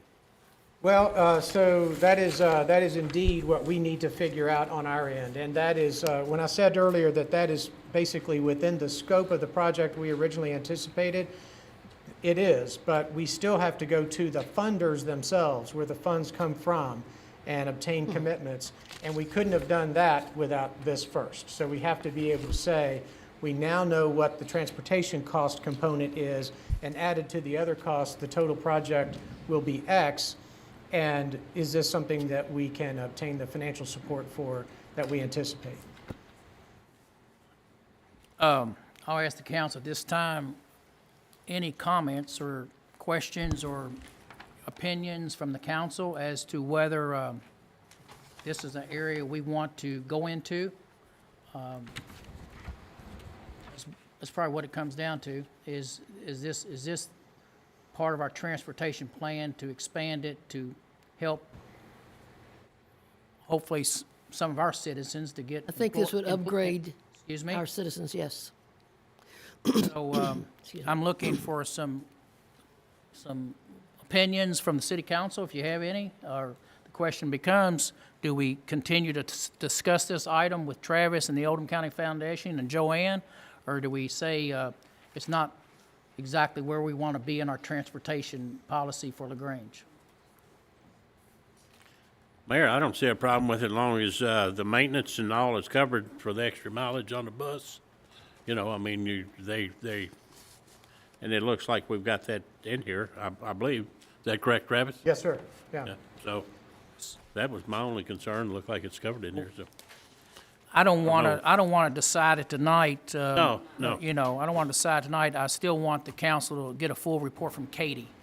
You know? Okay. I need a full report from Katie and make sure that we've got all bases covered, because you need to know a number, and then we can go from there. Can you come back in May and listen to Katie's report to the council? Very good. Is that okay? Absolutely. But if the council at this point says we're still interested in the program, then I will assume that's where they feel, unless they say otherwise, and we'll keep moving. Very good. Thank you, Mayor. Thank you, Council. When did you all expect to start this program? Thank you. So in a perfect world, it would be as early as possible this summer, mostly because the Arvin Education Center is not used in the summertime, when we want to use some of that time and their people resources to get it started, yes, before the school year. Good. I think this would be a great program that would really benefit the city of LaGrange and have an impact longer term than Yes, I do just too. now. Thank you. I'm glad to hear you say that. We feel for sure it's the Good same way. investment for the I think we citizens. needed this for a long time. Terrific. Yes, ma'am. Is there any plan for funding after the 3 years? I know that's your initiative for the next 3 years, but after the 3 years, if we wanted to continue it, would that fall to the city? So I honestly put that in the category of that would be a great problem to have. The Oldham County Community Foundation isn't committed beyond 3 years. We're going to raise the funds, implement it. And by the way, I didn't say this, the owner, if you will, of this would be Matt Watkins, and he has already accepted that sort of ownership role. And so that's important to us because we need a subject matter expert who has the time, the infrastructure, and so on. And so I think it's in great hands there. You're nodding your head. He's a rock star. And so I think we're in great shape there, but I haven't answered your question because we'd have to probably tackle that when the time comes. I'd be happy to have that problem and tackle it with you. Good to go. I would ask you this, Travis, maybe too, if you could speak with the county, Oldham County government. Yes, sir. And see if they can't be a part of this idea, because these residents are Oldham Countyans, even though they're living in our city. We're helping them, but we're all in this together. Absolutely. And if we can work together on that matter, then more power to all of us. And maybe with their help as well, we can make this happen. We agree. Very good. But lastly and foremost, it can't cost us any money at this point in time, because we don't have it. That's the third time you've told me Okay, that. okay. All right. Thank you, Mayor. Yes, ma'am. Yes, sir. Thank you, Council. Thank you, Stu. Thank you, Joanne. Because they couldn't afford it. Taking people over there. Okay, next, item 11, we have Chief Collette here tonight, and also Don Wright. I don't know if all of y'all know Don or not, but he's here with the chief. So, Chief, you want yourself go first, or Don, or introduce Don, or how you want to do this? I was going to go first and lead into Don, if that's possible, if that's okay. Good evening to everybody. I just want to take a little while. As we enter into the month of April, I wish to remember Officer Eddie Mundo, who lost his life in the line of... Speak up a little bit, Chief. Can you hear me now? Is that better? I'll start over. As we enter into the month of April, I wish to remember Officer Eddie Mundo, who lost his life in the line of duty in April 16th of 2003. So we're coming up on an anniversary date. For those that don't know in the community and here, during the early morning hours of April 16th, Officer Mundo responded to a domestic violence call. While he was en route, he was informed that that suspect had fled the scene. During the search of that area, Officer Mundo was struck head-on by that offender in his vehicle and was killed instantly. And I wanted to take a few minutes to let everybody see, in recent weeks, the department received honor chairs from Saving a Hero's Place, a nonprofit out of Texas, that during the line of duty death, they provide these chairs, which I'll put up on the visual, if that's okay. Yes, sir.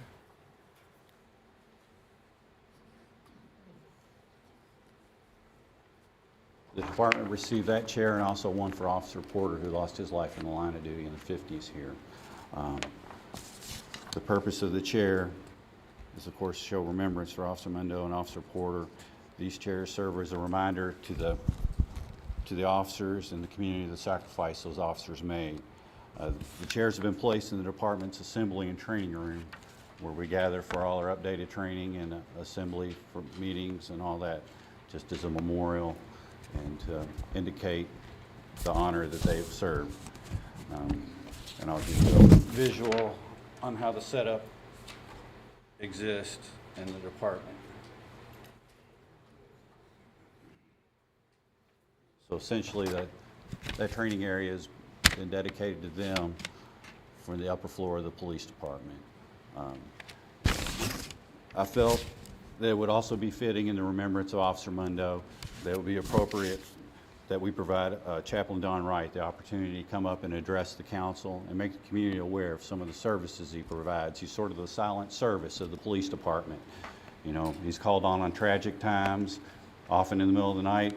He comes out, it's a great aid and benefit to us, frees our personnel up, and those are challenging tasks to do, and I respect him for it, and he's a great asset to the department, and I felt that it would be fitting on this month that he come up and explain some of the services a lot of people probably don't even know that he's providing. Can you tell me, Chief, that the night that, or the day or the morning, whichever time, what time Officer Mundo was hit on?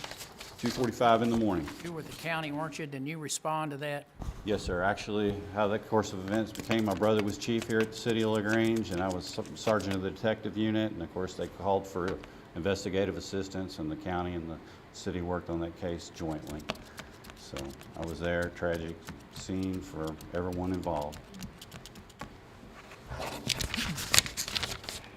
Good evening, Don. Good evening. I'm Don Wright. I'm the chaplain, and I would also reiterate, you can't describe how you felt as you knocked on the door of the Mundo's family that morning to share with them the news, as well as just the nature of that evening. I know, Elsie, you were there, and it's just something we'll never forget. But I'll say this, we have a compassionate community and an awesome police department, and I think we pulled together, as we always do, during a very dark time to even make the best out of a really, really difficult situation. And along with that, on Monday night, May 13th, we have our annual Law Enforcement Memorial Service. And Chief, I don't know if you were going to, I don't want to steal your thunder, but you might want to share a few words about that. And this community event is one, it's very, very somber, but it's very meaningful. And many of you, I've seen you there before, and I would encourage you to come that evening as we remember and as we honor those across the country who have lost their lives in the line of duty, and the canines that have also lost their lives in the line of duty over the past 12 months. And we also have an opportunity to remember Officer Porter and Officer Mundo, and I would anticipate Officer Mundo's family will be there as they normally are. So that's a really meaningful event in our community and a way for us to share to law enforcement, first responders, et cetera, our thanks for what they do each and every day, 24/7 in our county, in our country, and really around the world as well. So I also want to transition and say something kind of lighthearted. I really enjoyed hearing about the Welcome Center because at one time my wife and I lived in the Welcome Center. We called it the Little Blue House. And we have fond memories that our honeymoon cottage has become sort of a public restroom. So I don't know if that's funny to you. We find it very funny, but we are glad that it's still being preserved and in good hands with the council and will be in perpetuation, I guess, much longer than we'll live as well. So that's kind of a side note too. In our county, we have a network of helping agencies, and our law enforcement agencies work together very well. We have a group, an agency, a 5013C. It's called the Oldham County Ministerial Association. That is a collection of churches and different helping groups that help individuals that are either members of our community or those who are more transient. When I use that word, I mean passing through. As you can imagine, Interstate 71 produces its own unique opportunities for us to help and minister to people that come our way. Also, in addition to receiving support from our local churches, Baptist Health LaGrange Hospital supports us. The Agape Shop makes a monthly donation to us. The Rotary Club of LaGrange, and also numerous individuals. In 2018, we received gifts totaling $12,670, and we expended $10,500. And we have some local vendors that we primarily provide assistance through.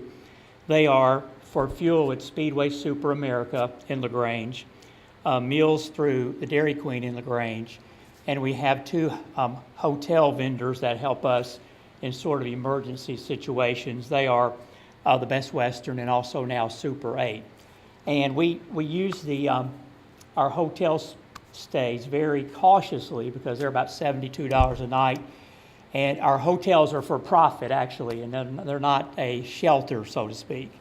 But through the bus situation we've talked about, we use that and utilize that to maybe provide transportation to maybe Wayside Mission or the Healing Place or various other organizations that can provide maybe more holistic help than we're able to help on a day-to-day basis. So sometimes we're putting maybe possibly a Band-Aid on a hemorrhage, but we like the opportunity to help in ways that we can. In 2018, of those $10,500, what that looks like, we provided 94 vouchers for fuel for different individuals, kind of like we're talking about transportation tonight, 62 nights of lodging, 32 meals at the Dairy Queen, 25 Christmas baskets, 15 families received assistance with rent or utilities, and then we had 10 miscellaneous gifts of kindness that might have been for a vehicle repair, a Greyhound bus ticket, etc. So we have a number of ways that we become aware of individuals, whether it be our local law enforcement, but then there's a lot of citizens that also make us aware, and you certainly are welcome to contact me or the police department as the chaplain, and I can let you kind of know what we offer and how we can help, and feel free to do that as well. I am accountable to our chief, to our local police department with the funds that we have. I provide a monthly update and report, and would be glad to add you to the email list that I have, and that goes out to maybe 25 individuals or organizations where we network together, where we can be good stewards, if you will, of the finances and ministry that we have in order to help more people. We try to be scrutinizing with those that we help where we don't have necessarily, repeat individuals without some intervention in terms of trying to understand maybe their greatest needs and how we can help those in that as well. So, but anyway, we also work with locally the American Red Cross, Good News Homes, Tri-County Community Action Agency, High Point Ministry on Jericho Road, the Community Chest, and a lot of other organizations in our community. So I think sometimes it's just good news to hear what we're doing and for you to know that we are trying our best to help individuals that come into our community. And if you're aware of individuals, please let us know. So With that, before I turn it back over to our chief, do you have any questions or comments for me that maybe I could answer or take a stab at? Just, You're welcome. thank you, Don. I know you've served in this role for many, many years. How many years has it been? Well, it began really in 1990. Some of you might remember that in June of 1990, we had a tornado that hit LaGrange. Now, you have to be a little bit gray-haired probably to remember that as well. But Chief Robson was actually the chief at that point, and I was next door at LaGrange United Methodist Church, and we had a basement where we actually allowed what then was Rolling Hills Trailer Park. It's now Copperstone Point. We had all the residents in our basement that evening, and we had a tornado that night. And through the grace of the Lord, that tornado went from Dawkins to Finley Mill and skipped over Highway 53 and hit Pear Orchard, and then kind of went out to Northland out that way as well. So it was at that evening I just had that call, if you will, to want to be involved in helping the community in ways that I could and with the gifts that I have. So officially, it was 1994, but I kind of started in 1990 helping the police out in kind of a role I didn't even know I was doing then at that point. So it's been a while, but I do enjoy it. I do meet at times more individuals with needs that probably would not walk in the doors of our church, but have needs that I can go and meet them maybe where they're at as well. So, here you go. Thank you very much, Don. If y'all don't know Don, he runs Commerce Parkway every day. He's a runner, and if you see him, he runs in all weather conditions. But Don runs. I'm just slowing down, unfortunately. Thank you so much. I do want to express my appreciation to Don, because he comes out all hours of the night, and when he responds, he can usually free the officer up to return back to routine duty. So it doesn't go unappreciated. Thank you. Chief, I want to thank you also for mentioning Eddie Mundo tonight and the family and the fact that he served our city and has a tragic accident. But, Councilwoman Carter was a friend of Eddie Mundo's family, and we just thought it was appropriate to recognize him tonight once again as we try to do in remembrance of how he served our city and served it well. So thank you so much. And anyone's welcome to come up and see the chairs in the area. That's what we're there for. Appreciate it. Thank you all. Thank you. Okay, next item on our agenda tonight, City Council, is the second reading and the public hearing of ordinance 2-2019. It's in reference to closing of the Sumac Alley. So we will be having a public hearing on this issue. Be discussing the Sumac Alley situation. But Beach, if you would, at this time, would you like to go ahead and Sure. mention to the council what the ordinance relates to and what you'd like to say about the ordinance? Okay, this is the second reading of the ordinance number 2 of 2019 series involving, called the ordinance related to the closing of Sumac Alley. From Jefferson Street to Madison Street, and there's an unimproved alley from Sumac Alley west about 200 feet. This is the history of this. I'll just briefly describe the history of this. Is that in 1980, the law was passed in Kentucky that laid out the statute that requires the elements of closing a road. In 1981, unbeknownst to the passage of the 1980 Act, apparently the mayor at that time, by executive order, closed Sumac Alley, but it was invalid. Therefore, we're now here again today to consider the closing of Sumac Alley based on the dimensions that were described in the ordinance that's been circulated. Approximately 431 feet from Jefferson Street to Madison Avenue, and then approximately 180 feet west from Sumac Alley. There's a small 16-foot alley there that's just abandoned, would be closed also. And that's the reading of the ordinance 2, Your Honor. Okay? Mayor, I make a motion that we approve ordinance 2, 2019. Okay, before we go there, I'll let your ordinance hold for the moment. But first of all, is there a second? I have seconded. Okay, we have a motion and a second to approve the ordinance that was just stated by Mr. Craig Mile. We will go into a public hearing, but I'd like to tell the public how we're going to conduct this hearing. First of all, I'd like to have the staff who has been working on the closure of this alley to come forward and give the council report on the work and what has initiated the closing of this alley. And then I will allow any questioning of the council to the staff. And then also, I will allow the person who would come forward in support of closing the alley. If there's anyone here tonight that wants to be here to public support the closing of the alley, we'll take testimony from them.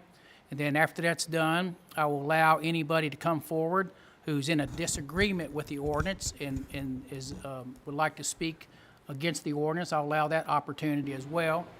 And then we'll have, I'm just going by the Roberts rules here on how to conduct a public hearing. Then we will take either closing arguments from either side. If they want to argue again after something they've heard, I would give them the opportunity to try to correct what was heard previously, so they would have that opportunity. Then I'll close the public hearing. The council will now be in their hands, and they will discuss it. So at this time, I would like to go ahead and begin the public hearing on this ordinance. We have a motion to approve and a second. It's on the table, so we'll move forward with the motion and the second. Mayor, I move that we go into public hearing. Motion made by Second. Lamline, second by Trey Kamer. Sorry, Andrew. All those in favor of the motion, let me know by saying aye. Aye. Anyone opposed? Okay, with that being said, I'd like to call on Stephanie Winther. I've asked her to come forward tonight to just try to brief the council on how she's been involved with this subject and subject matter long before I showed up. But Stephanie, welcome. So tell us what you know about your work on closing this alley. When I came on this job back in February, I think it was sometime during March, I was informed of an ongoing dispute regarding the alley at Sumac Alley between Grange Water Company and the gentleman, Mr. Chris Smith, that lived on the other side of the alley. There had been some ongoing dispute between them on who owned the alley. I did some research, and I was able to find that back in 1981 in City Council, there was an executive order to close the alley, but again, we figured out that that was not a valid closure. Mr. Smith was at the understanding, based on information he had been told, that the alley was closed. So this kind of disputed that the alley was still an open alley. Throughout this, we decided to go ahead and have a survey done. The Grange Water Company was going to have a survey done to see where the lines were for the alley. I talked with Mr. Smith and with the other neighbor, Mr. Gary Williams, and they were adamant that they wanted the alley closed. Let's go ahead and finalize what was started in 1981. Let's get it done. We had discussions over the summer last summer that if we do close this alley, Mr. Smith is going to end up probably losing his driveway because that is how he gets back to his garage. We discussed the fact that typically what happens historically when they close an alley, it's divided right down the middle, and the alley is divided to the two property owners. There was a survey attempt done, I believe it was April. A surveyor had shown up at Mr. Williams' house and was run off. There's a little bit of a dispute on whether it was the Garber people or if it was through AT&T. But then the city attorney at the time, Steve Emery, he sent a letter out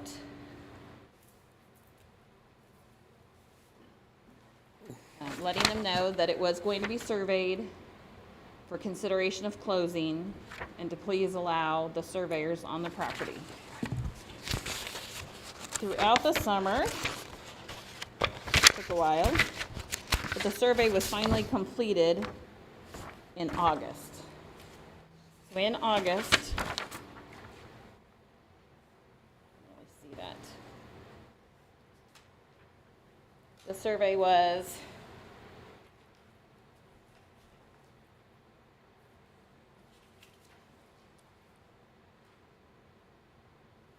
August 15th of 2018 is when this survey was done.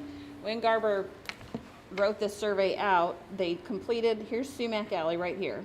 This is 146. This is Grange Water Company. This is Mr. Smith's property.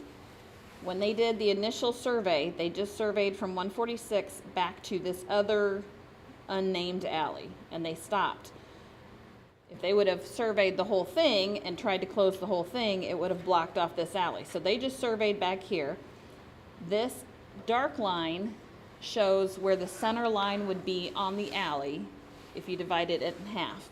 It's kind of hard to see, but right along there on each side, then you can see the property line marks. They're little hash marks for where the property line's marked. They marked it with wooden posts with flags. There's pink flags, there's blue flags marking the property lines.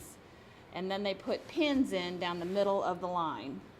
And then I believe the Grange Water Company came and cemented those pins in place so that they wouldn't move. I have taken a picture.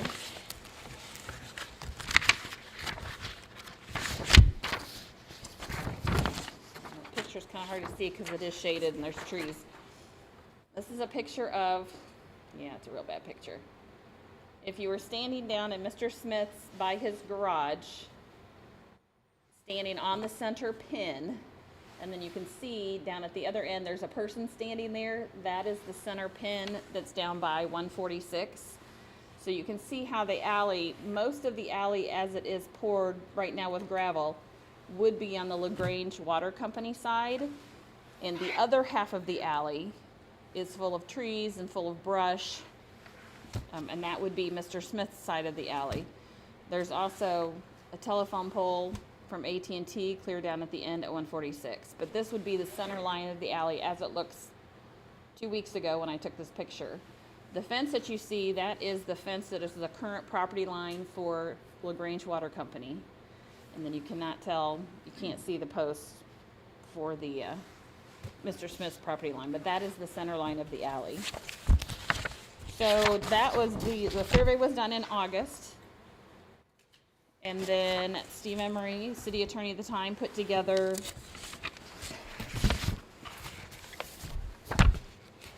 some affidavits for the people to sign that they give permission or that they are consenting to closing the alley.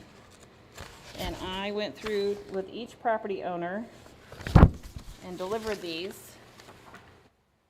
And here's an example of the letter. Can you read the consent letter? I mean, is it very long? It's not very long. Could you read that out loud, just Sure. so people will understand what the consent letter was meant to be and signed off on?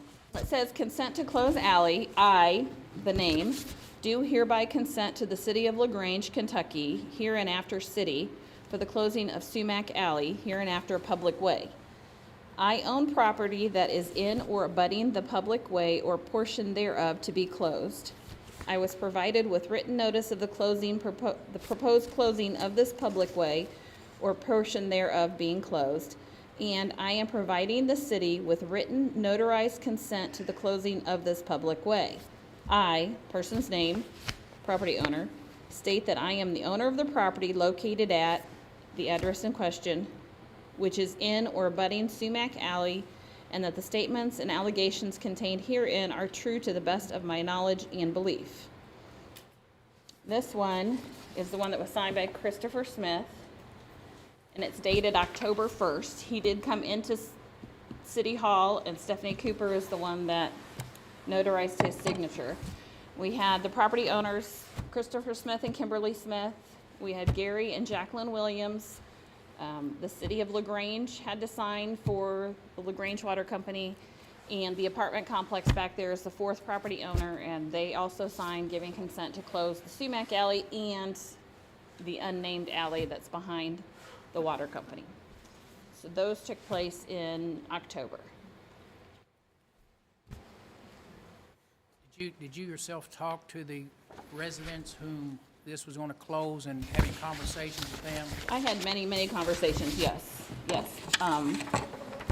Last year when this first started, Again, the two residents had been told by, I believe they said Mayor Wilborn when he was mayor, that the alley had been closed. Mr. Williams has a garage built back behind his house that is in the alleyway. I believe Mr. Smith's garage was built prior to that, so it's right on the alley, but it's not in, it's in his property, but it's not in the alley. So we had many conversations that, you know, what could happen, again, if we close this, then it would be up to circuit court to divide it up, and historically it gets divided right down the middle.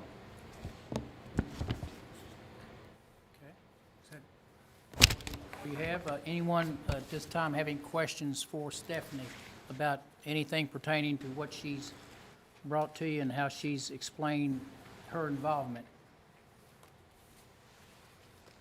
Okay, thank you, Stephanie. And this survey does have it split right down the middle? The I mean, survey it's does, yes. Now, the survey that you probably haven't, do you have a copy of the survey in your packet?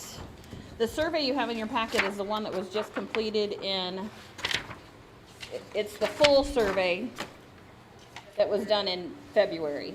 Yeah. And this one shows it all the way up to the next street, to Madison. So this is behind, these two lots here are Mr. Smith's lots, and then this is Gary Williams' lot. So this one shows it all the way up to Madison, which is the full section that was requested to be closed.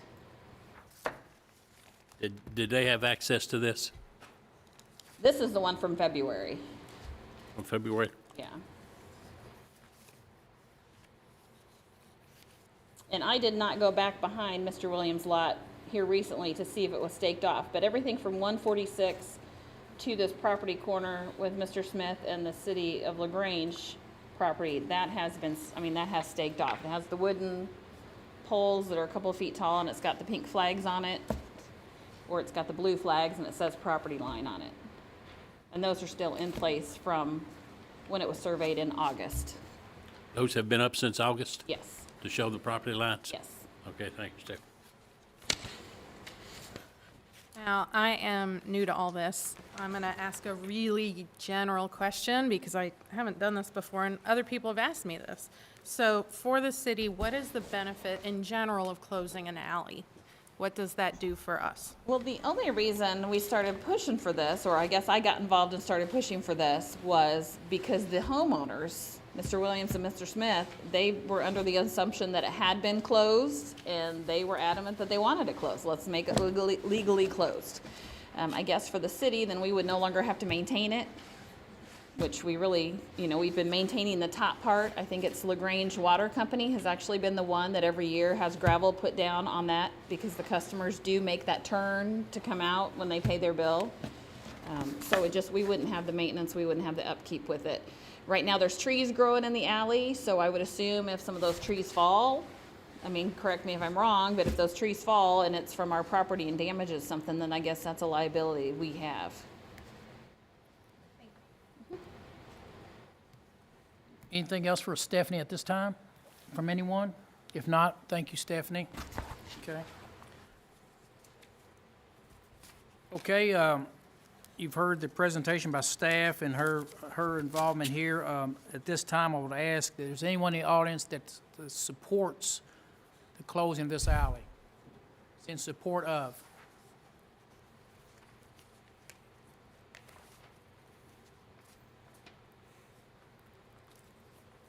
State your name, please. My name's Ted Chisholm, 1649 South Property Road, Emmons, Kentucky, 40019. Director of LaGrange Utilities, 412 East Jefferson Street, LaGrange, Kentucky, 40031.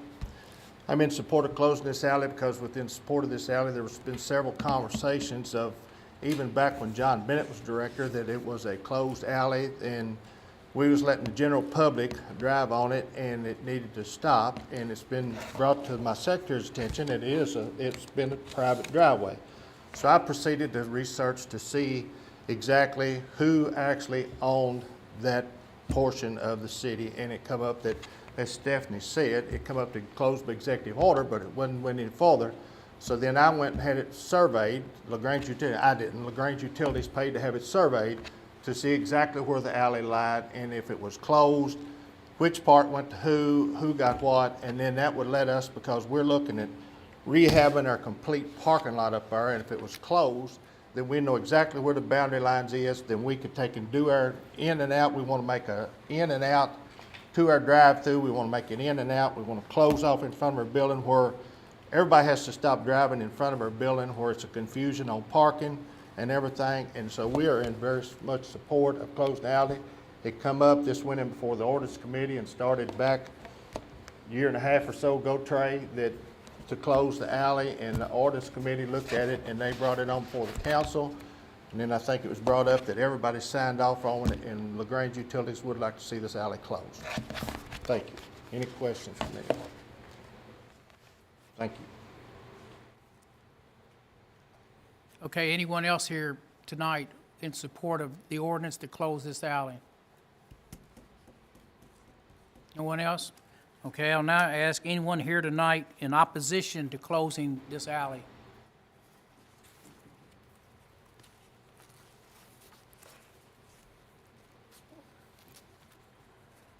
Hello, Morning. Good my name is afternoon. Chris Good- Smith. Yes, sir. Please give your name and address. 202 Maple Court, which we're discussing right now. I own the lot and the property where my house sits on, so I guess it's section 1 and 3 per the consent form. They can't hear him in the back, John. Mayor? Speak up I'm sorry. just a little stronger so they can hear you All right. back there, and give me your address again, please. 202 Maple Court. What Stephanie is saying is correct. I was absolutely 100% for closing this alley initially, with a clear understanding that once it was closed, it would be split down the middle, and that mutually our family and LaGrange Utilities would continue to use this as it's been for the last 10 years since LaGrange Utilities moved in. We thought eventually it would get improved, we would pave it or concrete it, and it would just continue to be their turnaround and our driveway. I've lived there for 13 years, and it's our only access to our house. It's as it has been, and I've got some photos, and I'm kind of going against what I had written because a lot of people have said exactly what I was going to say.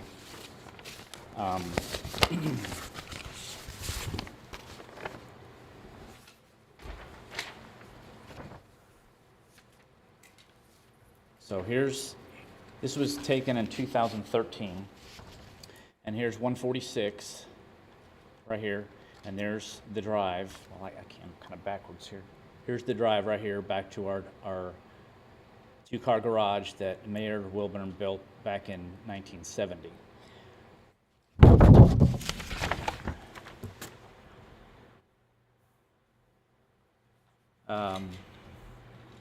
Sorry. 2009, gosh, I can't get this correct here, sorry. Same thing, 2009, you can see the drive back to our house and the two-car garage. I pulled up a historic photo.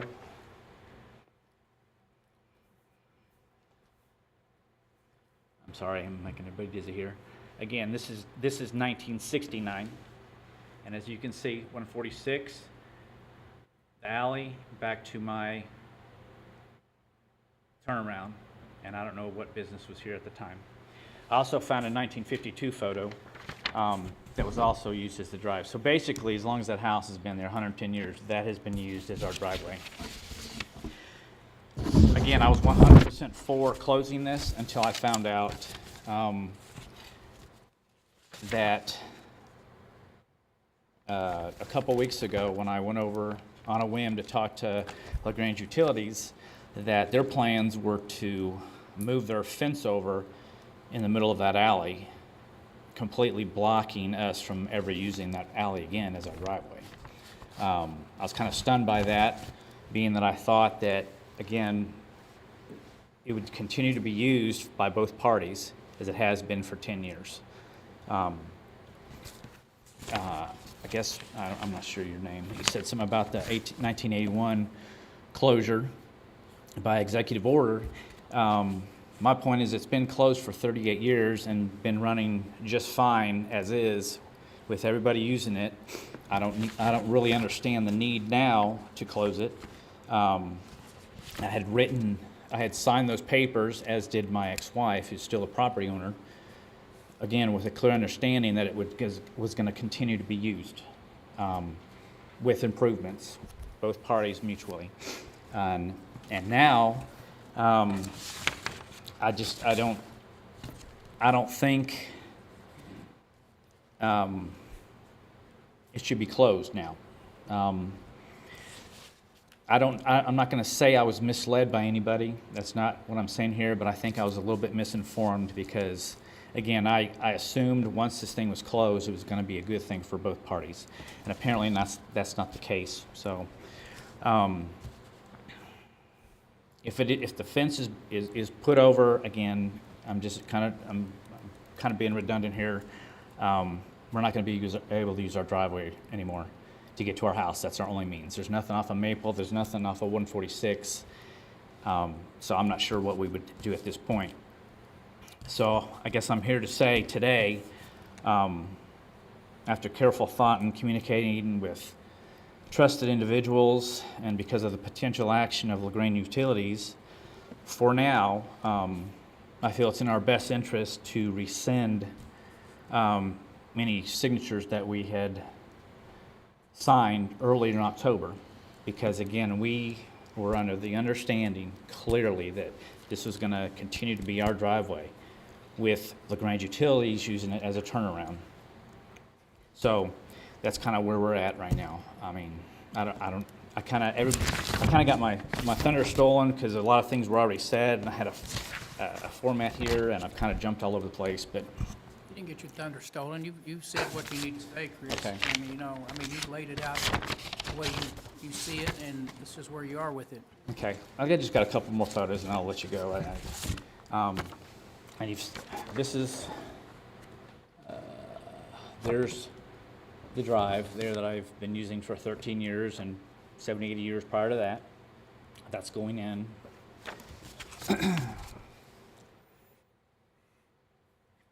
That's standing by my driveway, going out. And then this is,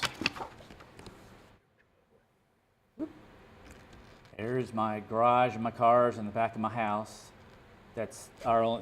We use that entrance 99% of the time. That's where we park. And then I made a makeshift little area of where you can see where I put some stumps there where the fence would be moved over to, so you can see where it's going to completely block me and my family and everybody from using the driveway. So that's kind of where I stand. I've never been in this type of situation, so I don't know if I'm doing the right thing or not, but I've been advised by some pretty trusted people to rescind our signatures because of some of the things that we were led to believe. Okay. For the record, have you given your written removal of your consent to anybody? Or I have. Are I you have it right here here. to introduce it into the record? Yeah, sure. Should I read it or show you? I mean, it's the same thing. I can give you.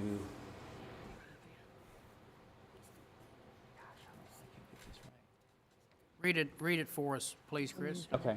I've got my ex-wife's signature also. I, Christopher Smith, do hereby rescind to the City of LaGrange the closing of Sumac Alley that includes Section 1 and Section 2. I own the property that is in or abutting the public way or portion thereof to be closed, which is Section 1 and Section 2. I am providing the city with notarized rescission to the closing of this public way.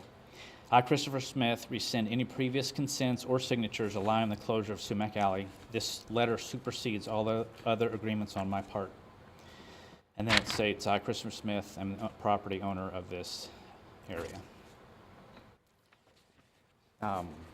It's not that I don't have faith in the council to vote on this. I'm fearful that if it goes the wrong direction, then I'm really in a bad place. And I want to continue to use my driveway as it has been for 100 years probably. It's kind of history, you know. And I got one more thing to say, and I'll shut up. If the former mayor of LaGrange, Mayor Wilburn, was still living in that house, would we be having this discussion? That's kind of, I don't know if I should have said that or not, but that's how I feel. So, I can hear you. He's, go ahead and say it again. Repeat what you just said. They could not hear you. I'm sorry. If Not Mayor Wilburn. the former Mayor Wilburn, who lived in that house for 32 years, was still living there today, would we be having this discussion of a fence being moved over, and would they take possibly that away from him? So, Probably because he would have brought it up, and if there's a contention, it comes here. So there'd probably be the same situation going on if he was living there. And they were trying to do what they're trying to do now. okay. I just don't understand why it still cannot be used mutually as it has been. That's all I'm asking for, just to continue to use it. I don't care if LaGrange Utilities uses it, as long as it's used equally. I think that would be the solution. You're saying your contention was you wanted the alley closed and you're okay with closing it. But long as didn't put a fence down the middle of it and you just continue to use it as you have used it for 13 years. Correct. And Correct. LaGrange Utilities could use it the same way. Absolutely. And if it came to paving it or improving it, you would help Split it out. You right would down the help middle. out half down the middle. Absolutely, and I offered that even. And it just stays, in that scenario, to me, that portion of the alley would remain open. I mean, we could just leave it alone, actually, and do the same thing, and don't close anything. Or we can say we're gonna close it, put a fence down the middle, but without the fence down the middle, and close it and still use it. Or we could go the other route and let it remain as it is today and not do a thing. That's our options. Well, you have a third option, John. You could put a fence from his garage across the alley so no one else other than his garage would be used for that alley. In other words, put a fence across where no one can go down that road and use it as an alley.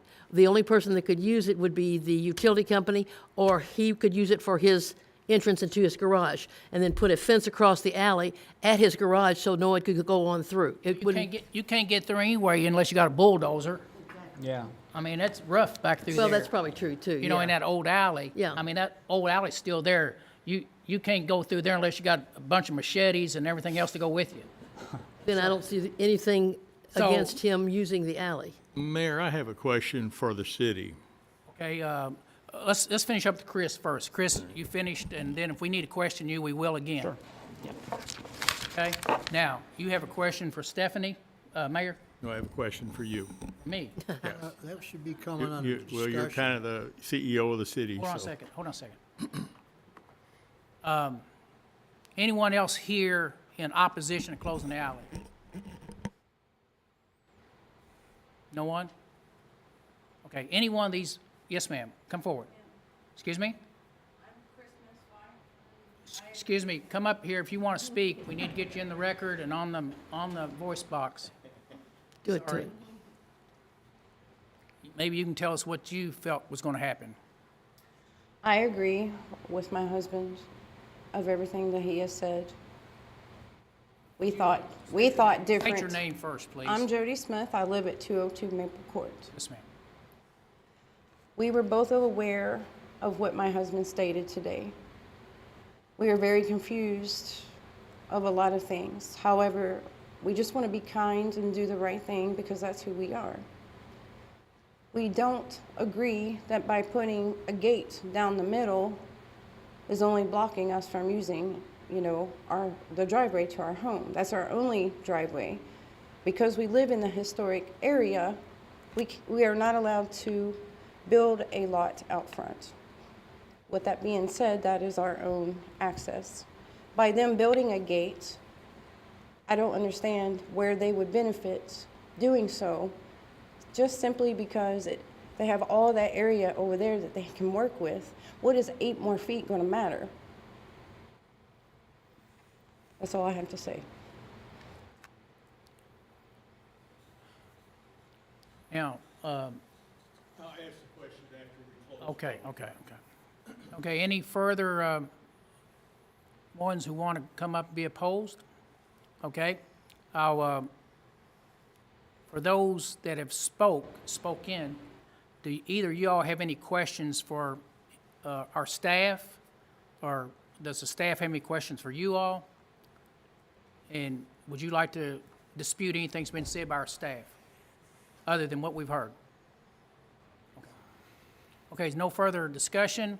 I will go ahead and close the public hearing, and now it's in the council's hands. Did we not get to question anybody? Yeah, I'm sorry, I didn't know you had a question.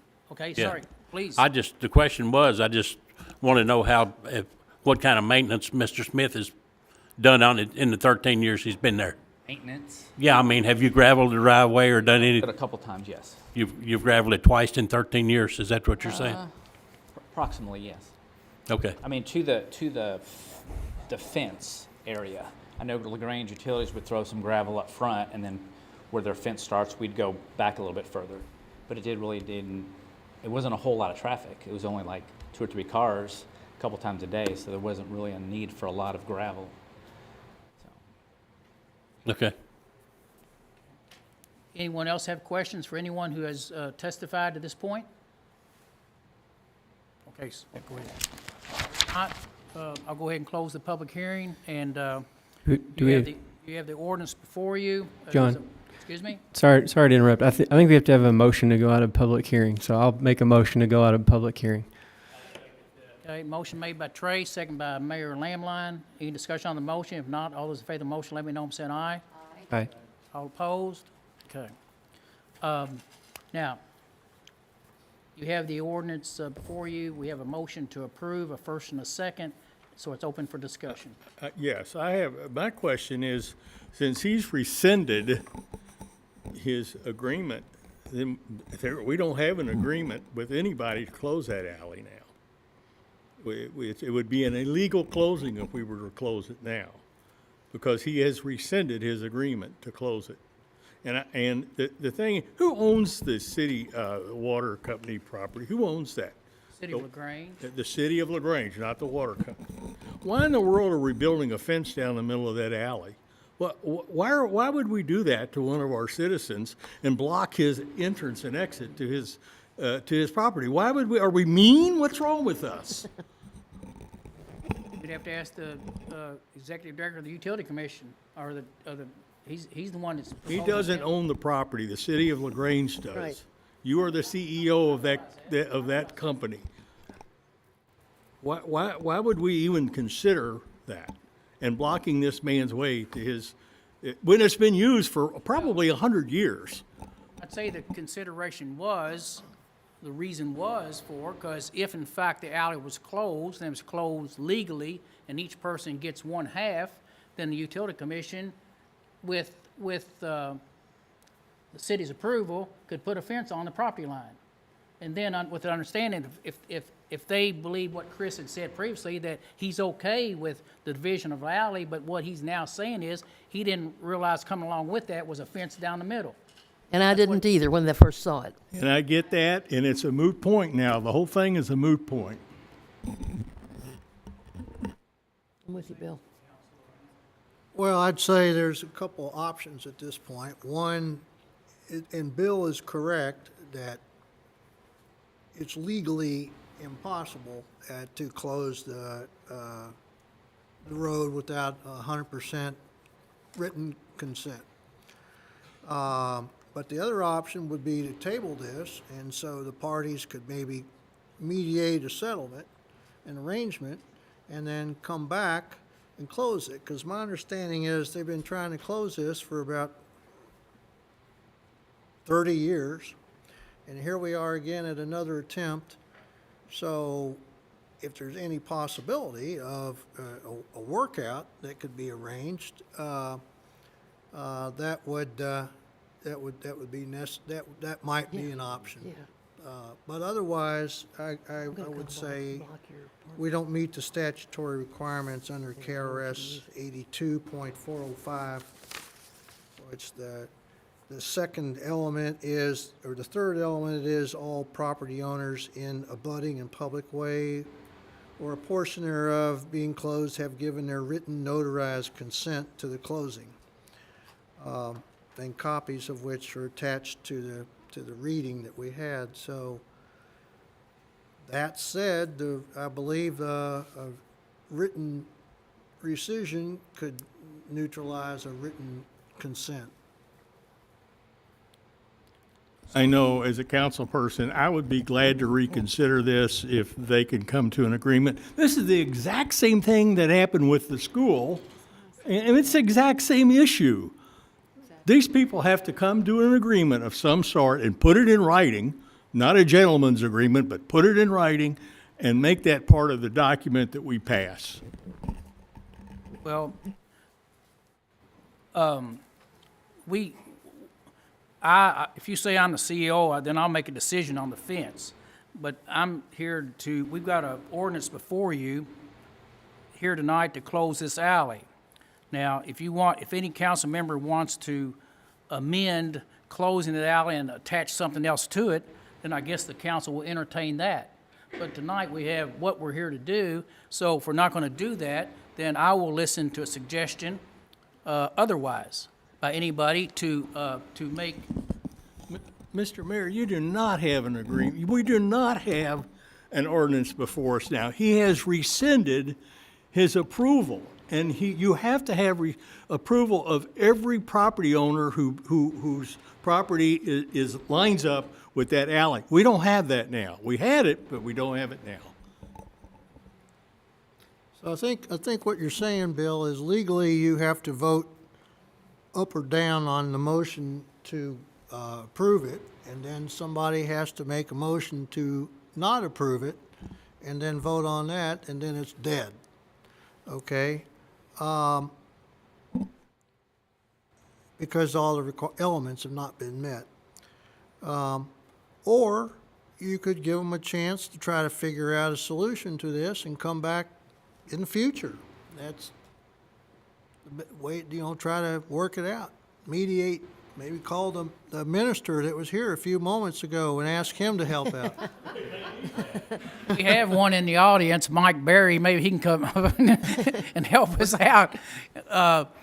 Where did the fence come in at? This is first. Yes, you're This is right. the first I've heard of the fence. So I don't know, is the fence in the plan? Are we voting on the fence? Are we voting on the ordinance? Or what are we voting on? It is not the first time I've heard about the fence. It's probably the third time I've heard about the fence. Yeah, Mr. I heard Smith it from called the me last utility week company. and we spoke. Excuse me? Mr. Smith called me last week and we spoke for a little while, and just like he had said before, he was very much in favor of closing the alley and just kind of sharing it and using it as it been for years. And he said when he heard that there was a fence being put up and he couldn't get to his house, that was a big concern to me. And, I'm glad that we've made time and scheduled time to address this, because I agree with Bill, Okay. if somebody's driveway. Would the Did somebody council, tell Mr. Smith there's gonna be a fence put up? Did he tell you that somebody told him there's gonna be a fence put up? That's all my question is. Who actually stated? I can answer that question. Thank you. Yeah, the director of the utility company told me that about a month and a half ago. Real quick. excuse me, Talked about in our committee meeting, it's brought up, Mayor Elsie Carter said if we got any property, we need to move our fences out to our property line to protect all of our utilities up there. And here we go again, we're coming up that, yes, that property is in the city's name, but Grange Utilities foots all the bills on that property. So who actually has any power of that property? Owner? The city council? Fair enough, then the city council needs to pave the driveway and whatever they want to do then. Well, Thank Ted, you. could you give us, just some reasons why that line has to be out in there? I just told you, Mayor Carter brought it up in one of our meetings that we should, if we get part of this, we should move our fences out to protect our property. I was talking actually about the back part where the Cedar Court Apartments is, because that should be There's extended because it's a nothing- whole alley. And when Mr. Smith come to my office, his discussion was before any fence would be put up, he could come before our board and discuss it with them. well, here's where I am. If the council wants to close the alley tonight with the condition that there will not be a fence put down the middle, would that be agreeable to the council? And he is allowed to use it for his driveway, for his garage. Only if Mr. Smith takes his. I know what you're saying, but we're trying to get this done. That's- But the question is, close the alley. No fence is going to be put down the middle alley. The utilities has the ability to use it, as does Mr. Smith. That needs to be put in writing. And who's going to keep it? The That's not, upkeep. that don't even be put on right. It's going in these minutes that this is what this council decided tonight. Well, Then he'll it has continue to to be do what he said. did. He'll continue to do his own, because they're not So going to that's how put it's gravel going to back be there. stated and worded. In this- We've already said the alley was closed, 30 years ago, and we were wrong then. 38. Yeah, but it was done by Raymond Wilburn, who, Well, that's so? No, it was done by another mayor. Don't talk about the dead, John. It was done by. they closed it then too. Hoffman? Bino, Mayor Hoffman. Bino closed it also? By executive session, by executive. Yeah, okay. Theoretically, but there's no record of the actual order being. Yeah, executive order. I mean, there's something in the minutes about it from back then, but there's no actual, Stephanie searched the records. Mr. Council, the issue's been raised that since we have a rescission of a signature, it's a moot point to even discuss it. Well, you have to make findings that there are inadequate signatures. Okay, so if you have to make those findings and Okay, then, we've got the finding, he's going to present it to us here. well, you make findings by a vote. Do another one. That's the way you make findings of fact, and then you reach conclusions of law based on the findings of fact. I'm not sitting close enough. How's that? Is that better? Better. All right. Well, we have a motion to approve this ordinance in a second. We're going to keep on discussing it, because we have a motion on the table to go ahead and close this alley, but I guess we could close it with conditions. I don't know if you can do that. I don't, May I say something? I agree with Bill, so I'm looking at, and I'm not a lawyer, but I'm looking at KRS 82.405, and it says that all abutting landowners have to make the agreement. So to your point, you're not agreeing anymore. So, but it also says you could close all or part of the alleyway. So I'm just throwing this as an option here. So number 4 indicated on our map, sounds like that property owner is okay with closing that portion of Sumac Alley, which would be your neighbor. So that does sound like a possibility that we could do that. But according to the KRS law, it says we can't really proceed with this as presented. That's how I read it. But yeah. That's right, but you have to make those findings, that's what you find, that there's no consent. Okay? Once again, tell us how to make those findings, because we've got a gentleman here that signed his rescission, willing to present it to us right now, and has stated it publicly that he rescinds his signature. So Corey, you're welcome to come forward. It's my understanding, if this body decides to choose to close this alley, because it's no longer being used as a public way, and I think one could argue that it's not, with one person using it. I guess you could say both parties are using the alley. I don't have the statute right in front of me, correct me if I'm wrong, but this body can decide if they want to close the alley, they can do that, and it sends it to circuit court, and then both parties would decide what happens to the property. I don't think you have to physically agree by, that's the easier route. Otherwise, both parties would be named as a defendant in court. So my thought would be, if we keep it open, can it be opened all the way up to be used as a public way? If we want to maintain it, we need to maintain it. Free and fairness to the Grange utilities, the city should be paying for it. And can it be opened up? I don't know. Is the garage in the way? So what that's an Corey's issue. saying is correct, that if we could force close this by a circuit court action, which is a horrible solution. It's expensive. Expensive and like stupid, okay? Right. But that, and unreasonable to our citizens, okay? And so I don't know that that's a good solution. You know, you either agree to table it and talk about this and come back next month, give them a month to work it out, or just, this is the last hurrah, you know, that we've been trying to do this for 30 years. We thought we'd reached a point, and until a month and a half ago, when this action to put a fence up in the middle, which is, you know, if there's a legal right to put the fence there, okay? So in the law, there's always the legal right, and then there's also the equitable right, which is the moral code of what is right in the eyes of the people.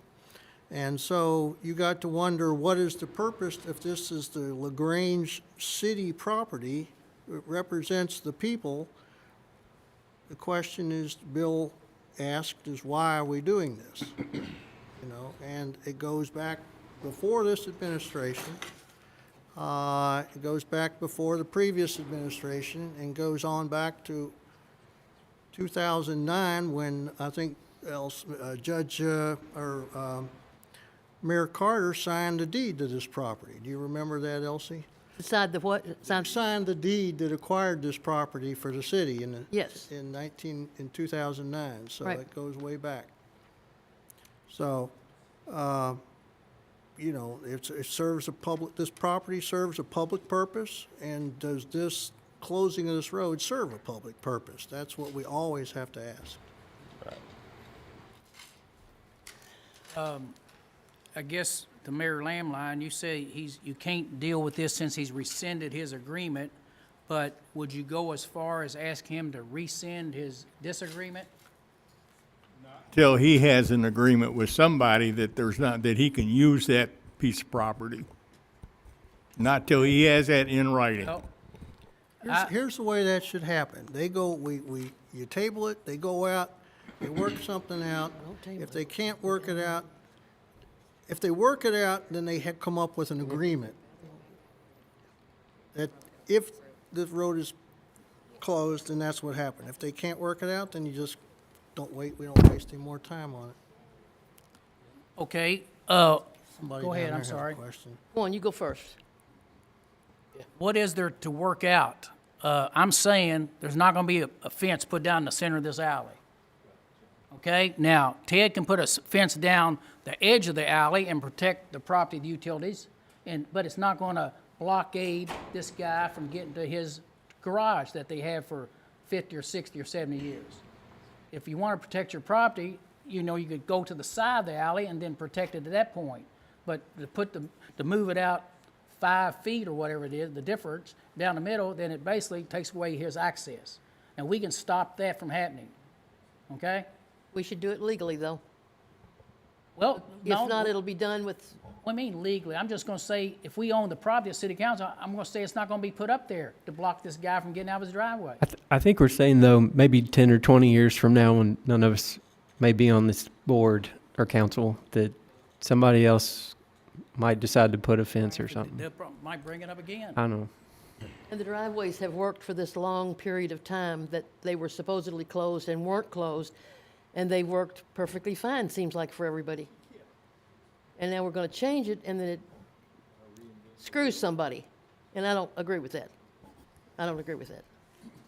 Well, I think the part of what you just said, gonna mess over somebody, Well, same difference. Chris is just contending he did not tonight understand, he was okay with closing the alley, but he contends and says, I assume he's telling the truth, that he did not think that there was gonna be a fence put down the middle by him agreeing to close it, I didn't either. okay? So that's where we are. He felt it'd be a closed alley once and for all, the understanding that the utilities could continue to use it and he could continue to use it forever. Forever. So, but he didn't evidently think, unless someone told him, when you do this and agree this, there's gonna be a fence down the middle of this alley. So you gotta find you another way into your property.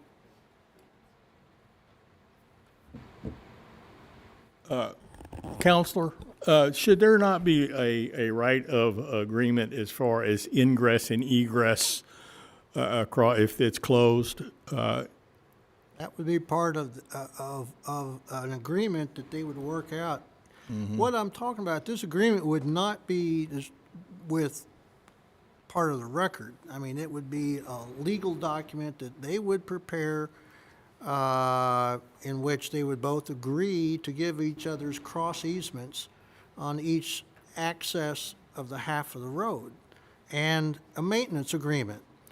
But the thing that John has suggested is similar to what in planning and zoning is called a binding element. And there's no place for binding elements in a road closure statute. There's no provision for it here.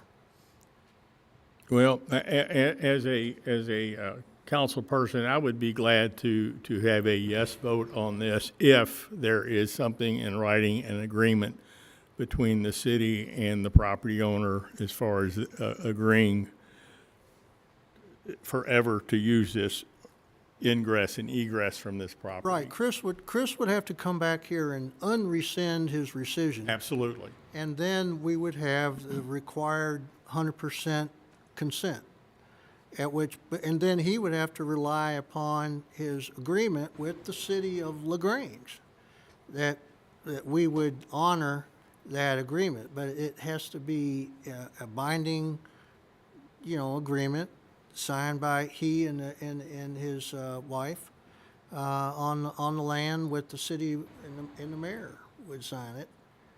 It doesn't have to be but a page or two long, not even that much. And then it could be put to the record too, like a deed of easement. It would be, and it would be recorded. Yeah, in and the that's what I deed would be room. talking about, would be a deed of easement. Yeah. Could you write that, Beach? I'd be glad to try to draft it up. Yeah, sure. And you can have your lawyer look at it too, and just make sure it's correct or needs any corrections. Can I ask a question? Yes. If it's an easement agreement, my issue with with closing it, but giving them access would be a maintenance issue for the future.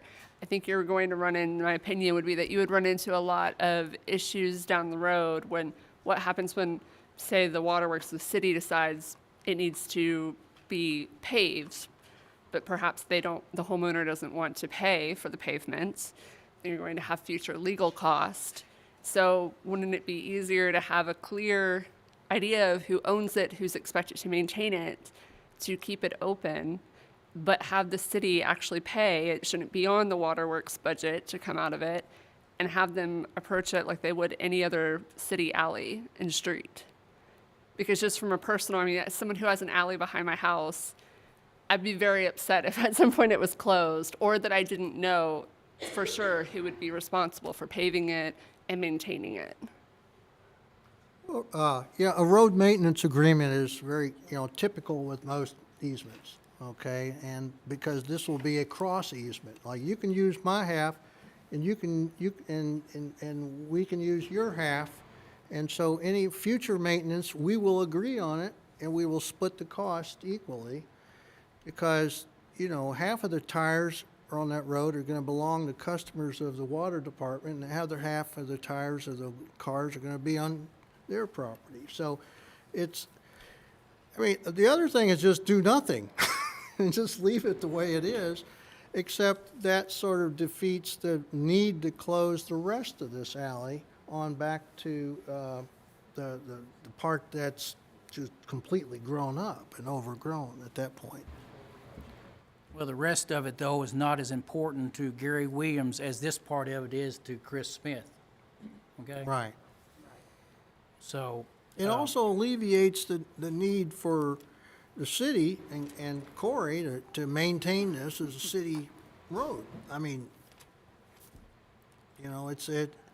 If we're not going to close it, we're going to keep putting gravel down. Okay, what we have, though, Mr. Craigmire, we have a motion to approve and a second. What's your recommendation we do with that tonight? My recommendation is The motion maker can rescind that. is to table the vote for 30 days. But if alternative to that is vote, you have to vote no. No, you don't. The motion maker can rescind his motion. He can take his motion back, whoever did it, and the person who seconded it. They have to take it back if they want to do it in another way, or if they want to do it at another time. Robert's Rules of Order. Okay, after the discussion we've heard tonight, does the person who made the motion, based on future agreements, future positions and statements in writing, would that person want to rescind their motion? Future agreements? Well, to get them together and each draw something up that we come back, look at 30 days from now. And then we'll just put this on the table and continue it. Was it Joe? Let the council vote on it. What's I'm that? not rescinding it. They can vote it down if they want to, but I'm not gonna rescind it. He's not going to rescind it. Okay, he says he will not rescind his motion, so we have a motion. Then that stands. And a Then you have second. to go through with the motion. I'll make a motion to table then, to table this motion, and We got a motion on the table to approve it. I know, but I think the motion to table supersedes that one. So I'll make a motion to table for 30 days to the next meeting. I'll second it. Mr. Craig Mile, I think, do we have to put that motion to a vote to table and get a 2/3 majority? Or? Order 100 times. well, you do have to put the motion to table the vote is, does take priority over the motion to vote. So he would, there needs to be a second on it and a vote. We'd have to vote on whether or not to do that, whether or not to table it. And if it was yes, then it was There's a tabled. motion on the table to table it. By Trey Kamer, is there a second to He his can motion? rescind it or table it. Is he? Second by I Elsie? second it. Okay, all those in favor of the motion? Any discussion on that? On his motion to table? No discussion? All those in favor of the motion, let me know, saying aye. Aye. Okay. 30 days, we'll be back again, and hopefully we can resolute what satisfies all parties, okay, in writing.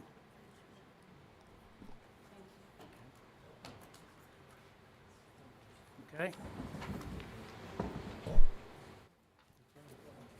That was not right. That's what I saw. You have to be fair. Okay, we have standing committee reports. We have a report and a committee report tonight by our Roads and Public Safety Committee. The chair of that committee is Joe Davenport. Our first item of discussion that they would like to bring up would be the discussion of the situation at Grange Elementary School parking lot. And what are we doing there? Mr. Joe, would you like to begin the discussion on that, or not? Yeah, I can, Mayor. You can finish it up if you'd like. We met twice with the engineer. I guess the school board, is that Brett, the engineer? Yeah, Bohannon, Mr. Bohannon? Mr. Bohannon. We met with, me and the mayor and Corey met with Mr. Kincaid, and then we met again with Mr. Bohannon, and we came to agreement that we would still maintain the alley, and It's actually a public street. public street, yes, but as a public street. So if you want to go ahead and go on with the agreement, but they're going to move the sidewalk over, and we're still getting Mr. Kincaid.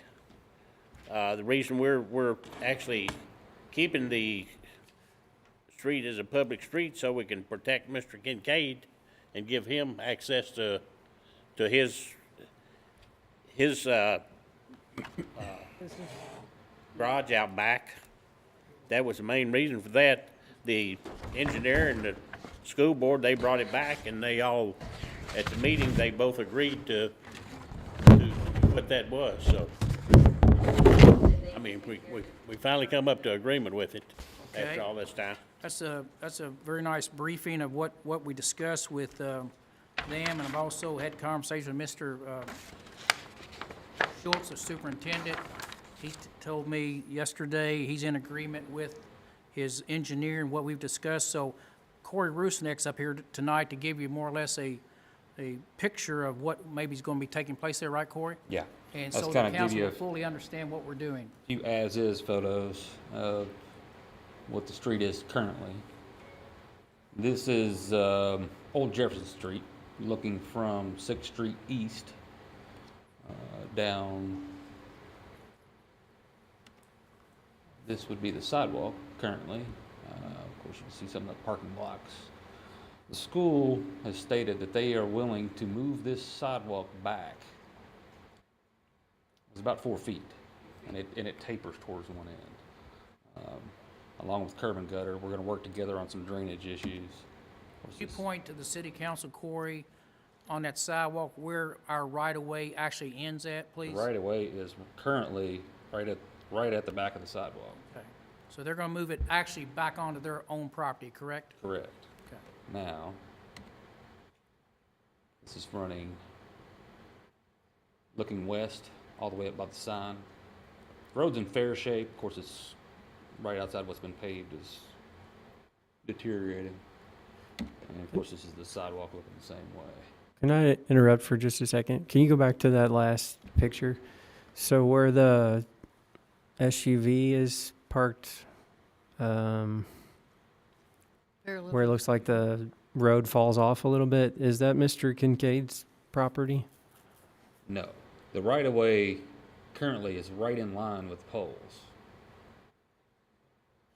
The This utility pole right- poles? That pole. Okay. Running down. So it's pretty wide, 60 feet. Now, what we had talked about was the school looks to improve on their side, the sidewalk pushing it back. And we're talking about coming out 13 feet, which is probably roughly, it didn't come out very well. There.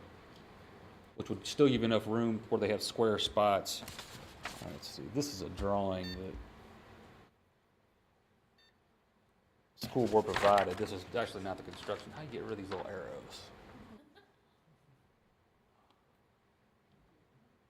I have no idea. Look. This is one that they had actually provided. Of course, it won't fit on the screen.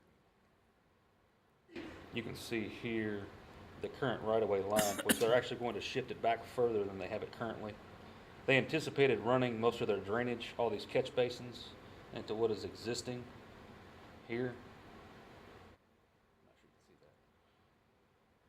But we had further discussion about just possibly going ahead and piping this whole side within the curb and gutter, which is kind of common practice nowadays. So our agreement was that they will construct everything on their side, move the sidewalk back to where it needs to be, right outside the right-of-way line. We'll construct what is on this side, and then the city will overlay the street. So the only thing really in question now would be if we're going to do anything with the fence. Mr. Kincaid said That was kind of a thing that the school was going to throw in there for his benefit, but he said he really doesn't need it, so.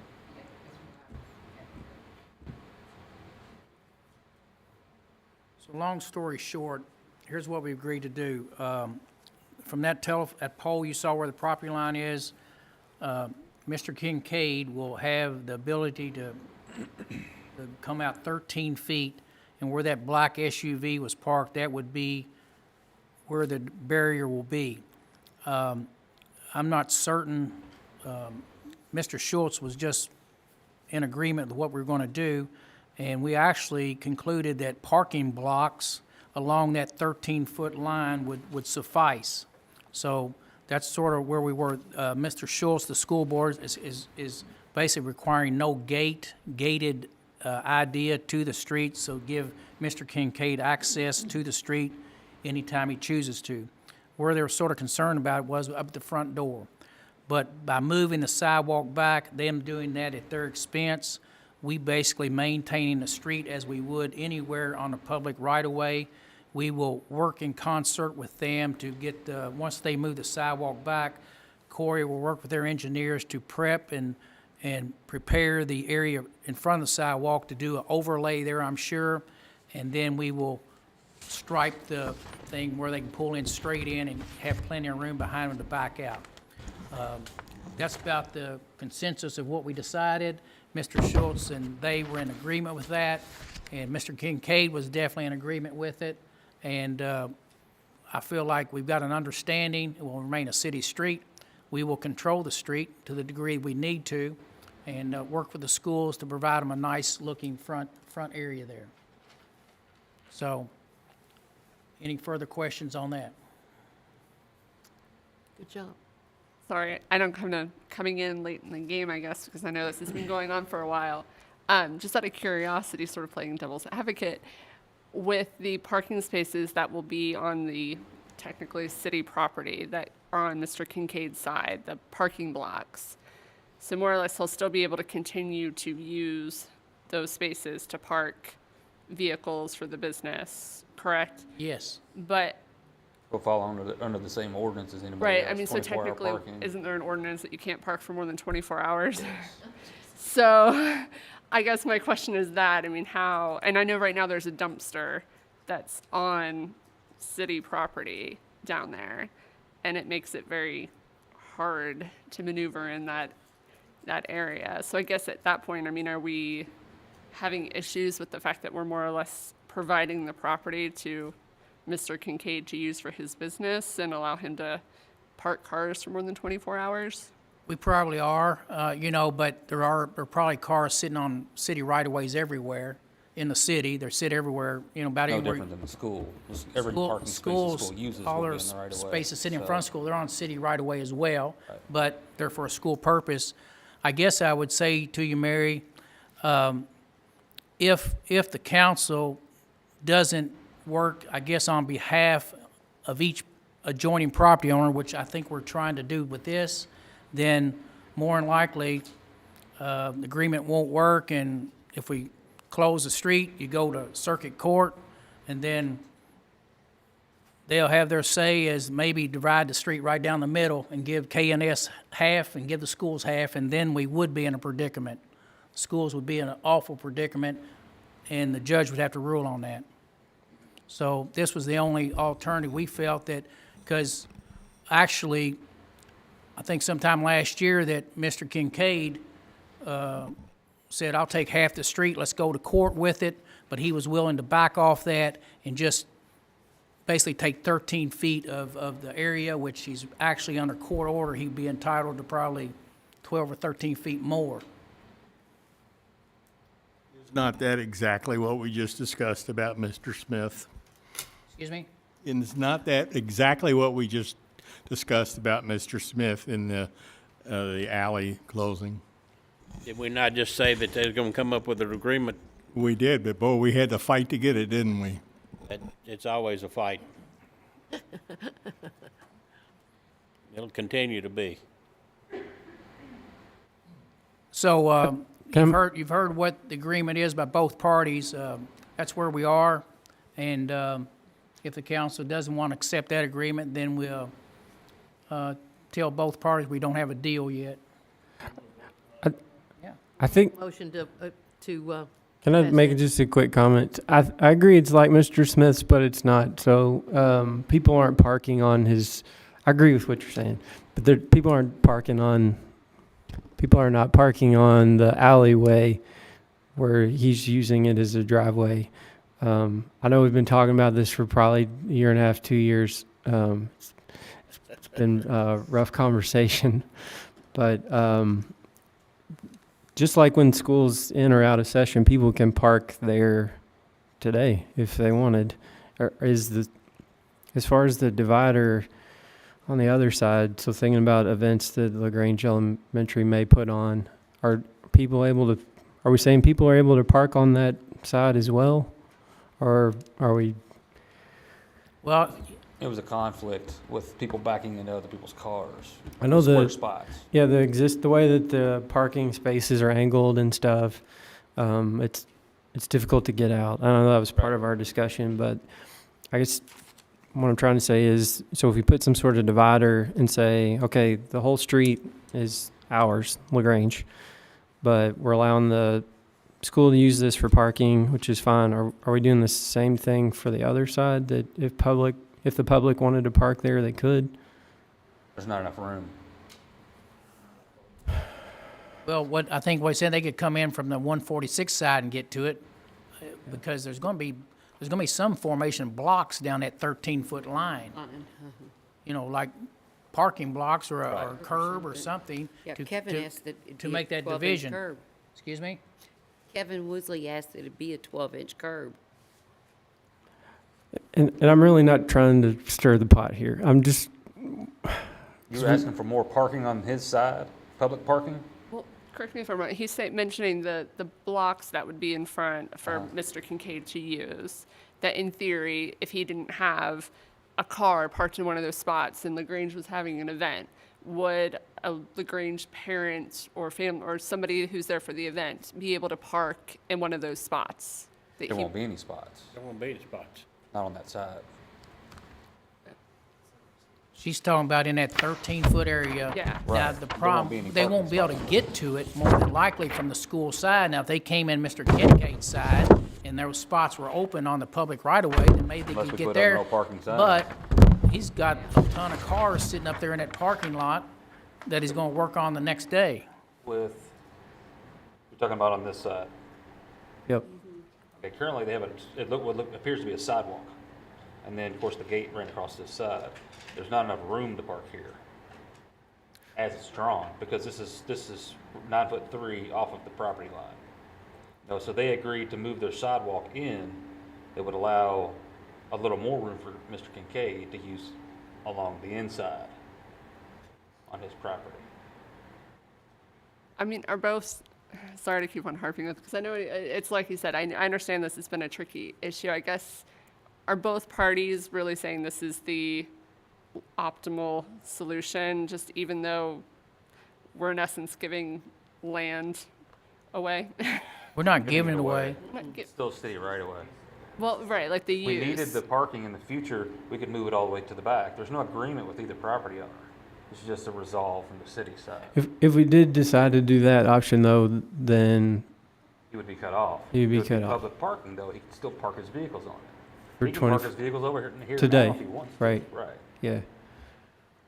I just don't want to come back and say, in 2019, this council, 30 years from now, Right. this council decided to maybe close it, maybe not.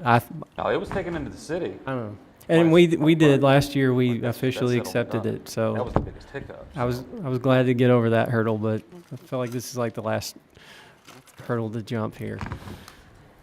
Now, you wouldn't have enough room on this side to provide parking on both sides, unless they were willing to move this back further, but the conflict was this tree. They didn't want to get into this tree too much. So it'd be great to have parking, straight in parking on both sides. There's just not room. Have square spots. If you could still come in where your sign is, then We're for sure not wanting to open where this it berm would- is, State right? highway would never allow it, Yep. Okay.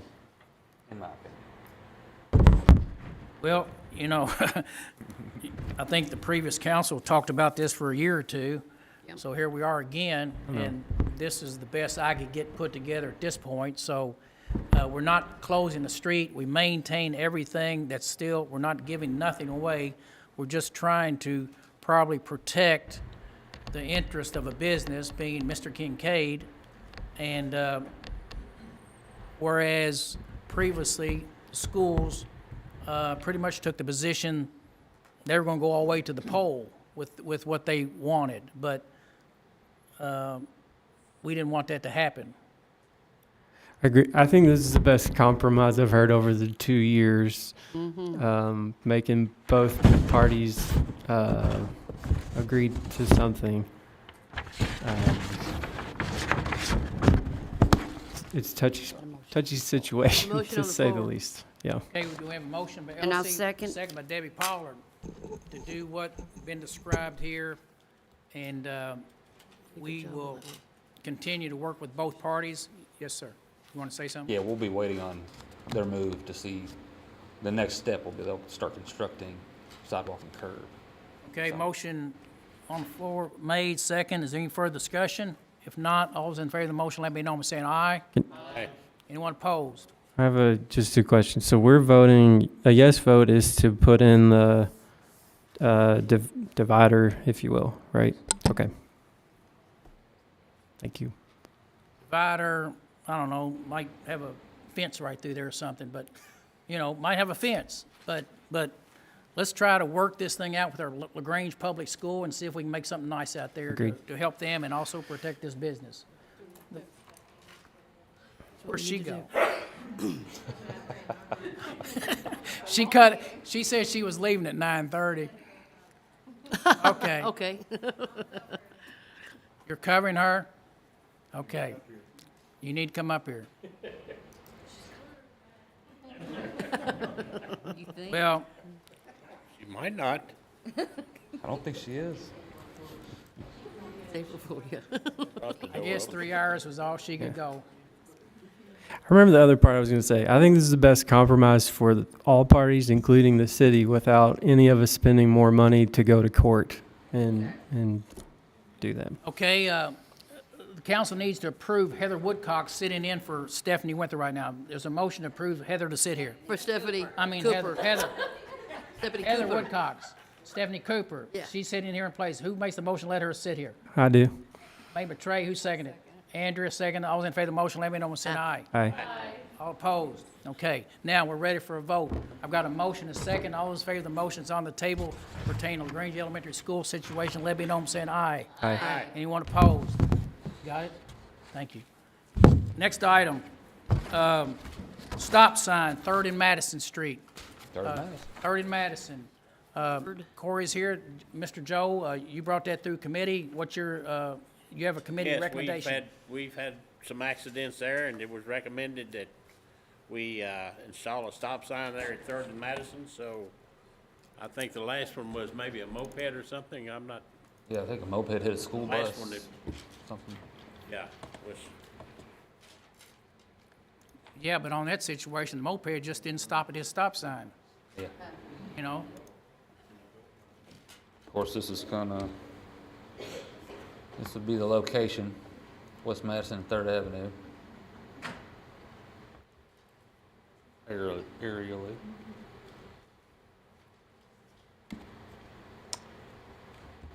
This is coming down 3rd Avenue, looking north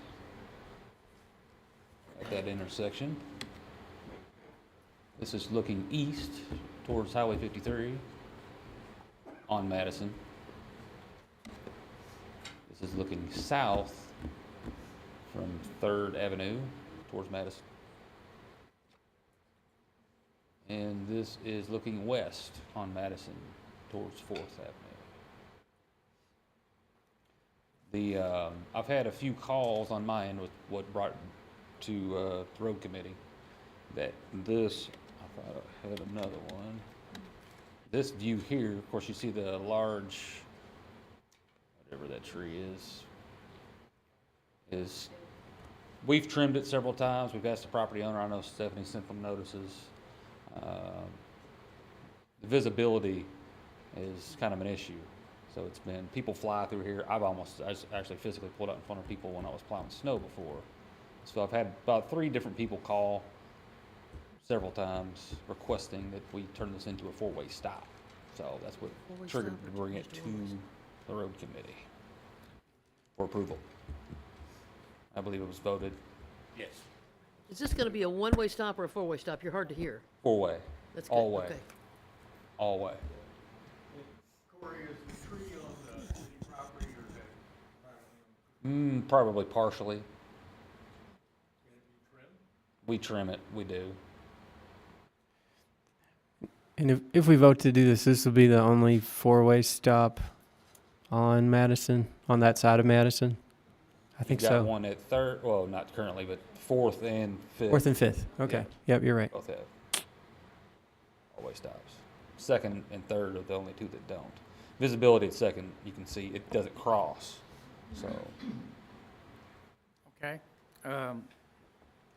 That recommendation comes from the Road Public Safety Committee to approve these signs on Madison Street, 2 stop signs. If there's no further discussion, entertain a motion to be approved to be placed. Anyone want to discuss it further? Well, I'll make a motion that we approve changing that to a 4-way stop. Motion made by Mr. Lamline, second by Leslie Wright. Any discussion on the motion? If not, all those in favor of the motion, let me know, saying aye. Any opposed? Okay. Third subject, Mr. Chairman, Cherrywood. Cherrywood, yes, Cherrywood, entrance to Cherrywood. The tractor and trailers are, here's some pictures if y'all want to look at them. Put them down here. Yeah, put them in there, Corey. You saw one run over something, didn't you?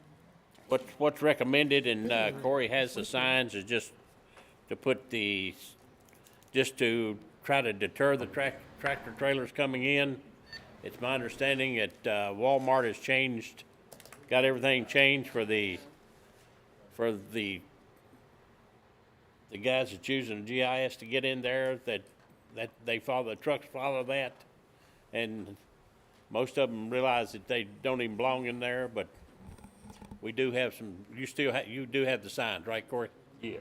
Yes. The signs were up there at one time and they were taken down. I don't know if it'll stop them, but it'll. Hard to see, right. It might deter them a little bit. I know one option we had looked at too was, this was the island. Yeah, to shorten that. At the end of Market Street where it runs into Cherrywood Drive, it's kind of a tight intersection. We had discussed possibly even moving it back. Yeah. As one alternative, but. Wasn't it about 280 feet or something? Yeah, it's pretty long.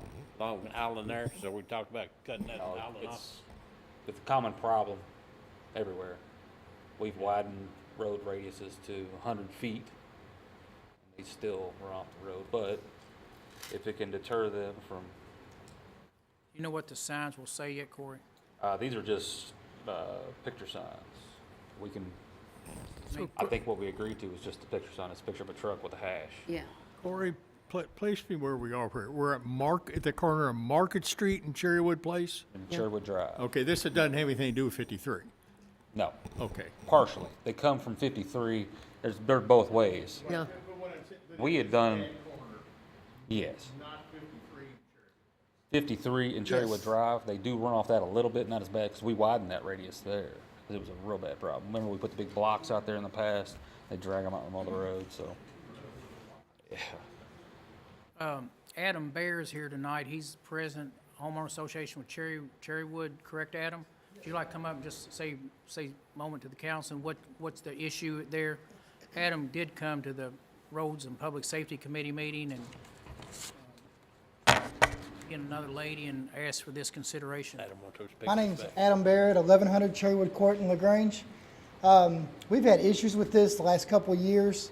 I did take it to the road department. It's not that the signs, I think, will put a complete stop to it, but if we can get down to where it's a deterrent, we go through and we as a HOA maintain that subdivision, that whole entrance. We're actually putting a lot of money in there right now, putting irrigation in, all new landscaping. When the development was first created, it was created just as a residential subdivision. None of the commercial portion was up front. Over time, all that commercial has been added, and the semis just can't make those turns. There are alternative routes. To get into Walmart, they can turn in there by Wendy's, and to get into Kroger, they have the main entrance at Kroger, and then they can also go over by Cub Bank and enter over there. We have spoken to Kroger and Walmart and tried to get them to start doing that. The Dollar General store actually started coming in the back way, but it's these subcontractors that they use that we can't directly contact. And when I've stopped and spoke to a couple of them, they said a sign would definitely be a deterrent, and they'd look for another route. They use their GPS, and this is the way it's sending them, but they said a sign will probably deter them. And we're hoping to get it down to where if we can only get 1 or 2 a month coming through, it's a lot cheaper for us to fix and maintain that, especially with the investment we're planning on putting in. So I would appreciate an ordinance just allowing those signs to go up. I think we tried to put a sign out there, but apparently there's a city ordinance saying we couldn't. So that's when this all came up, and now we're coming to you all to get the sign put up. So I'd appreciate it. Thanks. Thank you. Thank you. Hey, Corey, how many signs are we talking about? putting I up? think we agreed to 2 signs, is this correct, Two. Jeff? Yeah. Was 2. One on Market Street, Signs to stick in the islands. and then one when you come in.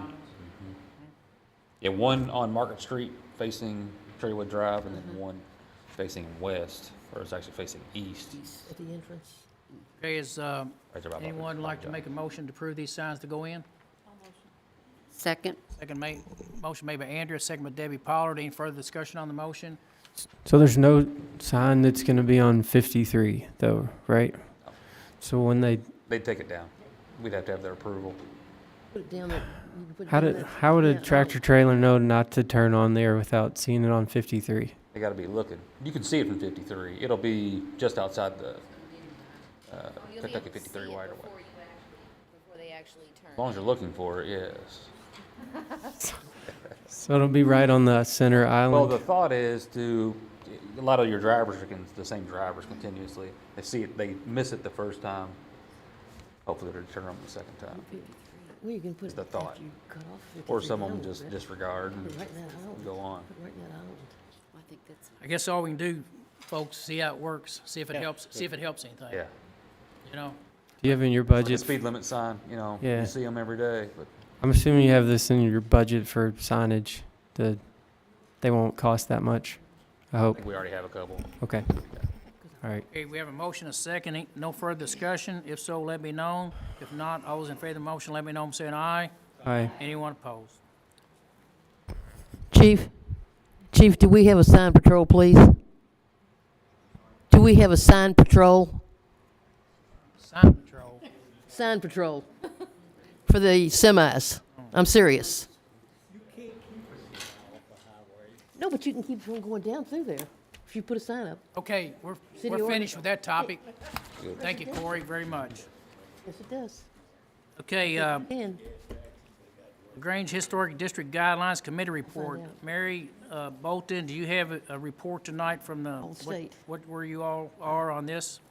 We met with the Historic Commission together, and we went through and got a lot of work done with the middle section of the guidelines. We only have a couple sections left, which we hope to complete at our April 16th meeting. We'll be meeting at 6 o'clock. And I just ask all the council members to please review the guidelines that were provided in last month's packet and provide recommendations to me of any thoughts that you have while going over them. And we'll be doing a public forum sometime this summer and combining recommendations from council, public forum, and the commission into our final recommendations to council. Okay, anyone of the council members have a question for Mary? Any concerns about what Mary and her team are doing? I didn't realize that the changes were on the one that was sent to us. I thought it was just the regular one, so I'm going to look through it That again. the one that was sent is the revised guidelines the commission came up with that we're currently working with, and we want to take the recommendations from each group that has had eyes on it, compile them, and see as a group what we think would be the best final draft to put forth. Okay. I read that one. Mayor, I have an announcement. The Economic Development Committee will be meeting on April the 15th at 6 p.m. at City Place Okay, at 6 o'clock. are you talking about South Side Economic Development? That's the one. Okay, all the businesses south of downtown, correct? Okay. April the 15th. Okay. Trey Kamer, you've chaired 2 committees that have met, the Budget Committee and also the Personnel. Would you like to give any report tonight on those meetings? I can, or I could wait till the end to know. Just the fact that you met and Yeah. discussed Just some things in generalities. Sure. So the Buildings, Budget, Finance, and Utilities Committee met on 3/20, and we just went high level with the different department heads over some of the, I guess, goals that they have for this upcoming fiscal year. We do have another scheduled meeting on April 17th, so Wednesday at 5 o'clock with that same group. So all are welcome to attend as always. And then the Personnel Insurance Board and Commissions Committee met on 3/27. We did discuss a couple of items that our code enforcer brought to our attention. We're looking to possibly have KLC come in and give a presentation over one of those items at our next meeting, which will be Wednesday for April 24th at 5 o'clock. Both meetings will still be in City Hall up on the second floor, but if you're able to attend that, always attend whatever you can, but if you're able to attend that one, it'd be some good information as long as we can get KLC to come present. Thank you, Trey, Thank you. for those reports. Next item on our agenda tonight, you all, is the audit approval for our contract to do the 2019-20 audit. I'd like to recommend that RFH CPA Consultants, I've talked with them extensively about holding their line on their past year's audit amount. They've agreed to do it for the same price of $23,400, and so they will know that they have this audit coming up for us at the end of the year. I would like to, for the council approval, to go ahead and continue to use this, these professional services to continue to do our audit for the audit year of 2019-2020. Make a motion to accept. Motion by Trey Kamer to accept the price of $23,400, second by Debbie Pollard, I think it was. Any discussion on the motion? If not, let me know by saying aye. Aye. Anyone opposed? Okay, thank you. Unfinished business, bid awards for West Grange Drive. Corey Rusnick. His name is not Rusnick, it's Rusnick. I'm going to teach you. Tired of me yet? Excuse me? Tired of me yet? No.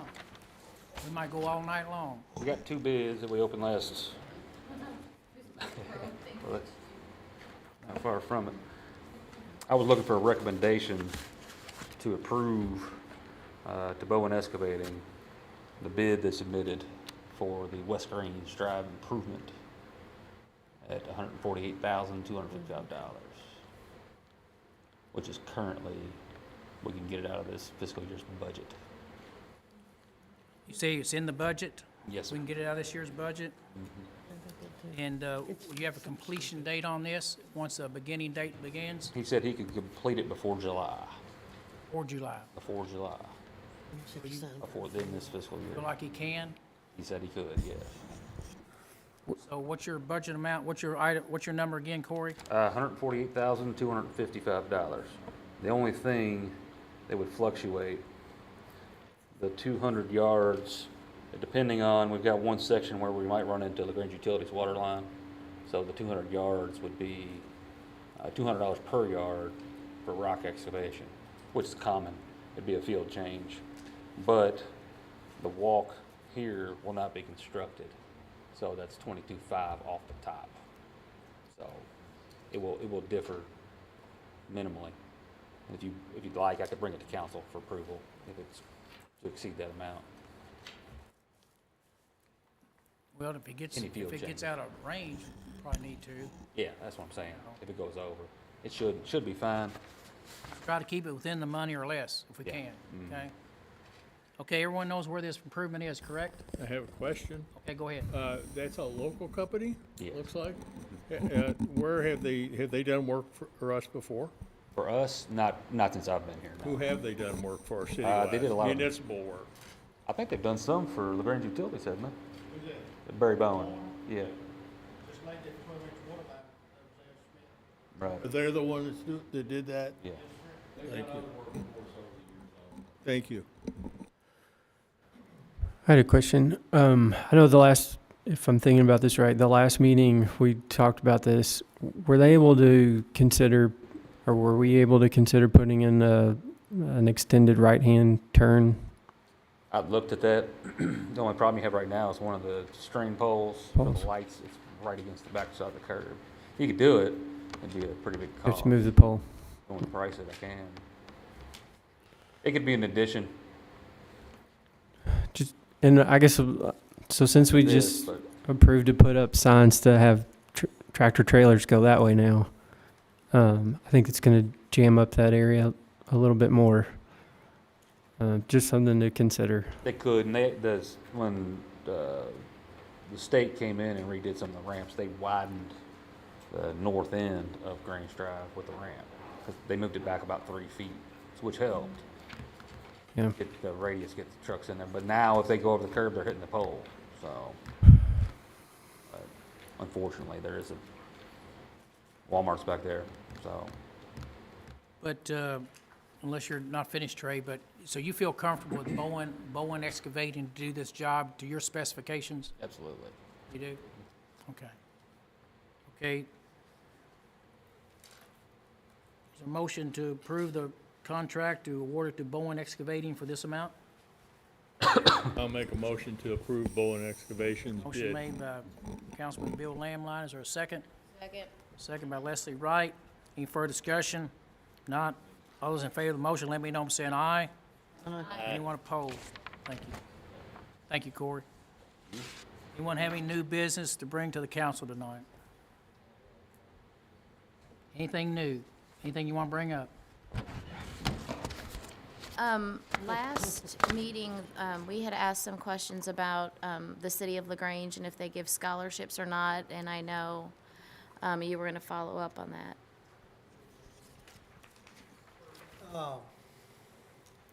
I tell you what, I followed up on, Beach, I followed up on it. I went to a Jefferson League of Cities meeting, and there was a lot of mayors there, and actually J.D. Cheney from the KLC was there, and he told the group that city governments can give money to scholarships.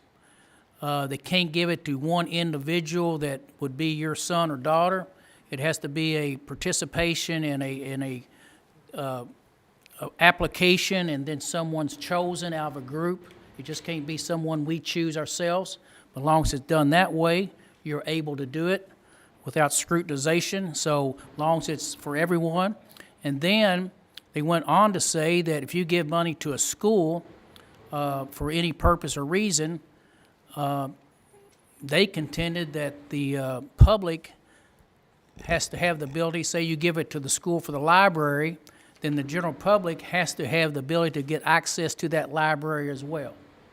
So I'm sure the schools would prefer not to have any money specified to the schools because it becomes public access area because we, the public council, have awarded taxpayer dollars to that. But on the subject of the scholarship, I've been told by my sources that it is legal as long as it's not selective as any one given person. And that refreshes me. I did look that up, and it's a First Amendment thing of separation of church and state, and you know, as long as it's not given to a religious school or a favored, you know, it has to be like something to the Oldham County Community Foundation in which they give to other scholarships out. So it's not per se illegal. I do remember doing that research that I don't know where this rumor started that it's illegal for cities to give money to education. It's just you can't favor one, for example, a church school. You send an email on that. I did? Good. I'm glad you reminded me. Can I ask- along those lines, I'd just like to ask one question here. So on our bank accounts, we have a City of LaGrange Police Scholarship. What is that used for? Or could somebody tell us what it's used for? Maybe it's been there for a while and it just hasn't been accessed.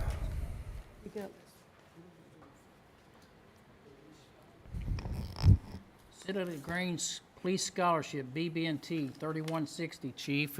I know you're new, and you're probably not familiar with that, so if you're not familiar with it, then I'm not going to hold it against you. But what do you think it might be for? Not with certainty, but I would say maybe it's connected to the Alumni Association, and they disperse it. I can check with them.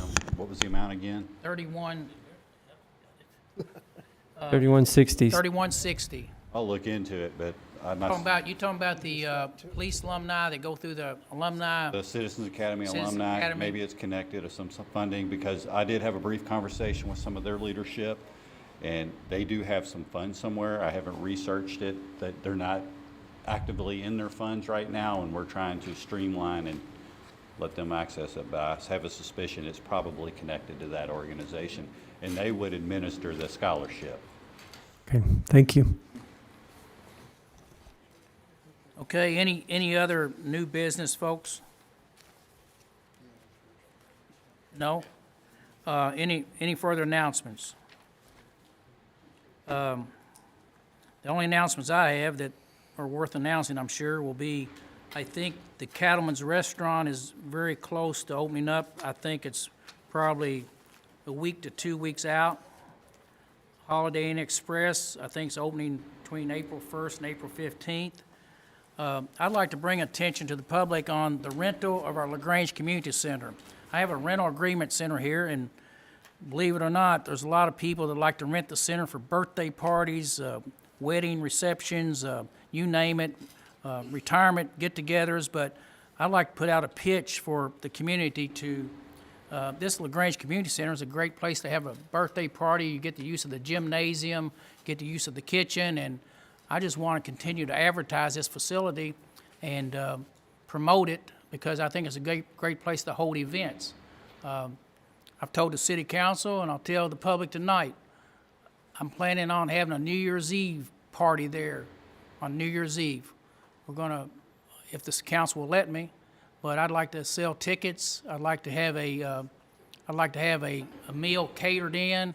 You buy your ticket, we'll have a band or something. We'll decorate up the gymnasium, and it'll be a downtown fun place to go on New Year's Eve if anybody's still awake at midnight.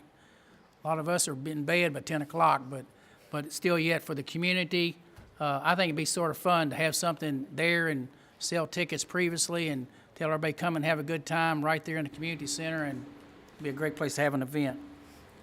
On the stoplight out here at 53 and 146, I received something from KYTC in the last week. The poles have been sent to a sandblast, or not a sandblaster, they're being powder coated right now, the stoplights. And once they're powder coated, they will be sent to KYTC. And once they get done, I hope in the next few weeks, KYTC will have them there. Then Davis H. Elliott Company, they're an electrical contractor. They will get with Davis H. Elliott to put the poles in place and get this stoplight signal functional. I've had a lot of people ask me, when in the world is this stoplight going to happen? And I still don't want to get a definite time, because if Charles H. Elliott comes to KYTC and said, we're booked up for 3 months, even though they're treated and they have powder coated on them and they're ready to go, I'm not sure what Elliott's schedule will be, but hopefully myself and Judge Vogel will try to push to get these lights set and get them installed so people will quit asking, when are they coming? Because a lot of people are asking that. I think it works perfectly well right now. Well, okay, I'd like to say this. There's been a lot of discussion on who is responsible for putting these lights in. I will tell you this, because I've talked to the judge about this, but he had a request from the city council by the form of a resolution to ask for this to be studied and looked into. He was sent a resolution by the city council for the study of this right after the lady got hit and was killed. So the city council acted on that and actually initiated the request for Judge Vogel to look into the placement of stop signal there to make that intersection more safer. I think the KYTC did a traffic study, and they came back with analysis and said, here's what it will be like. So that's that, all I can tell you. Anyone else here like to say anything tonight?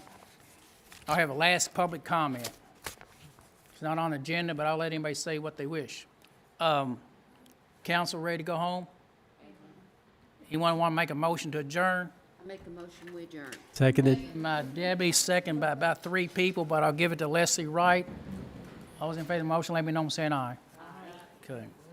Any opposed? No. Yes. Me too. I don't. I'm ready to party now. I know, I sleep till 10 though.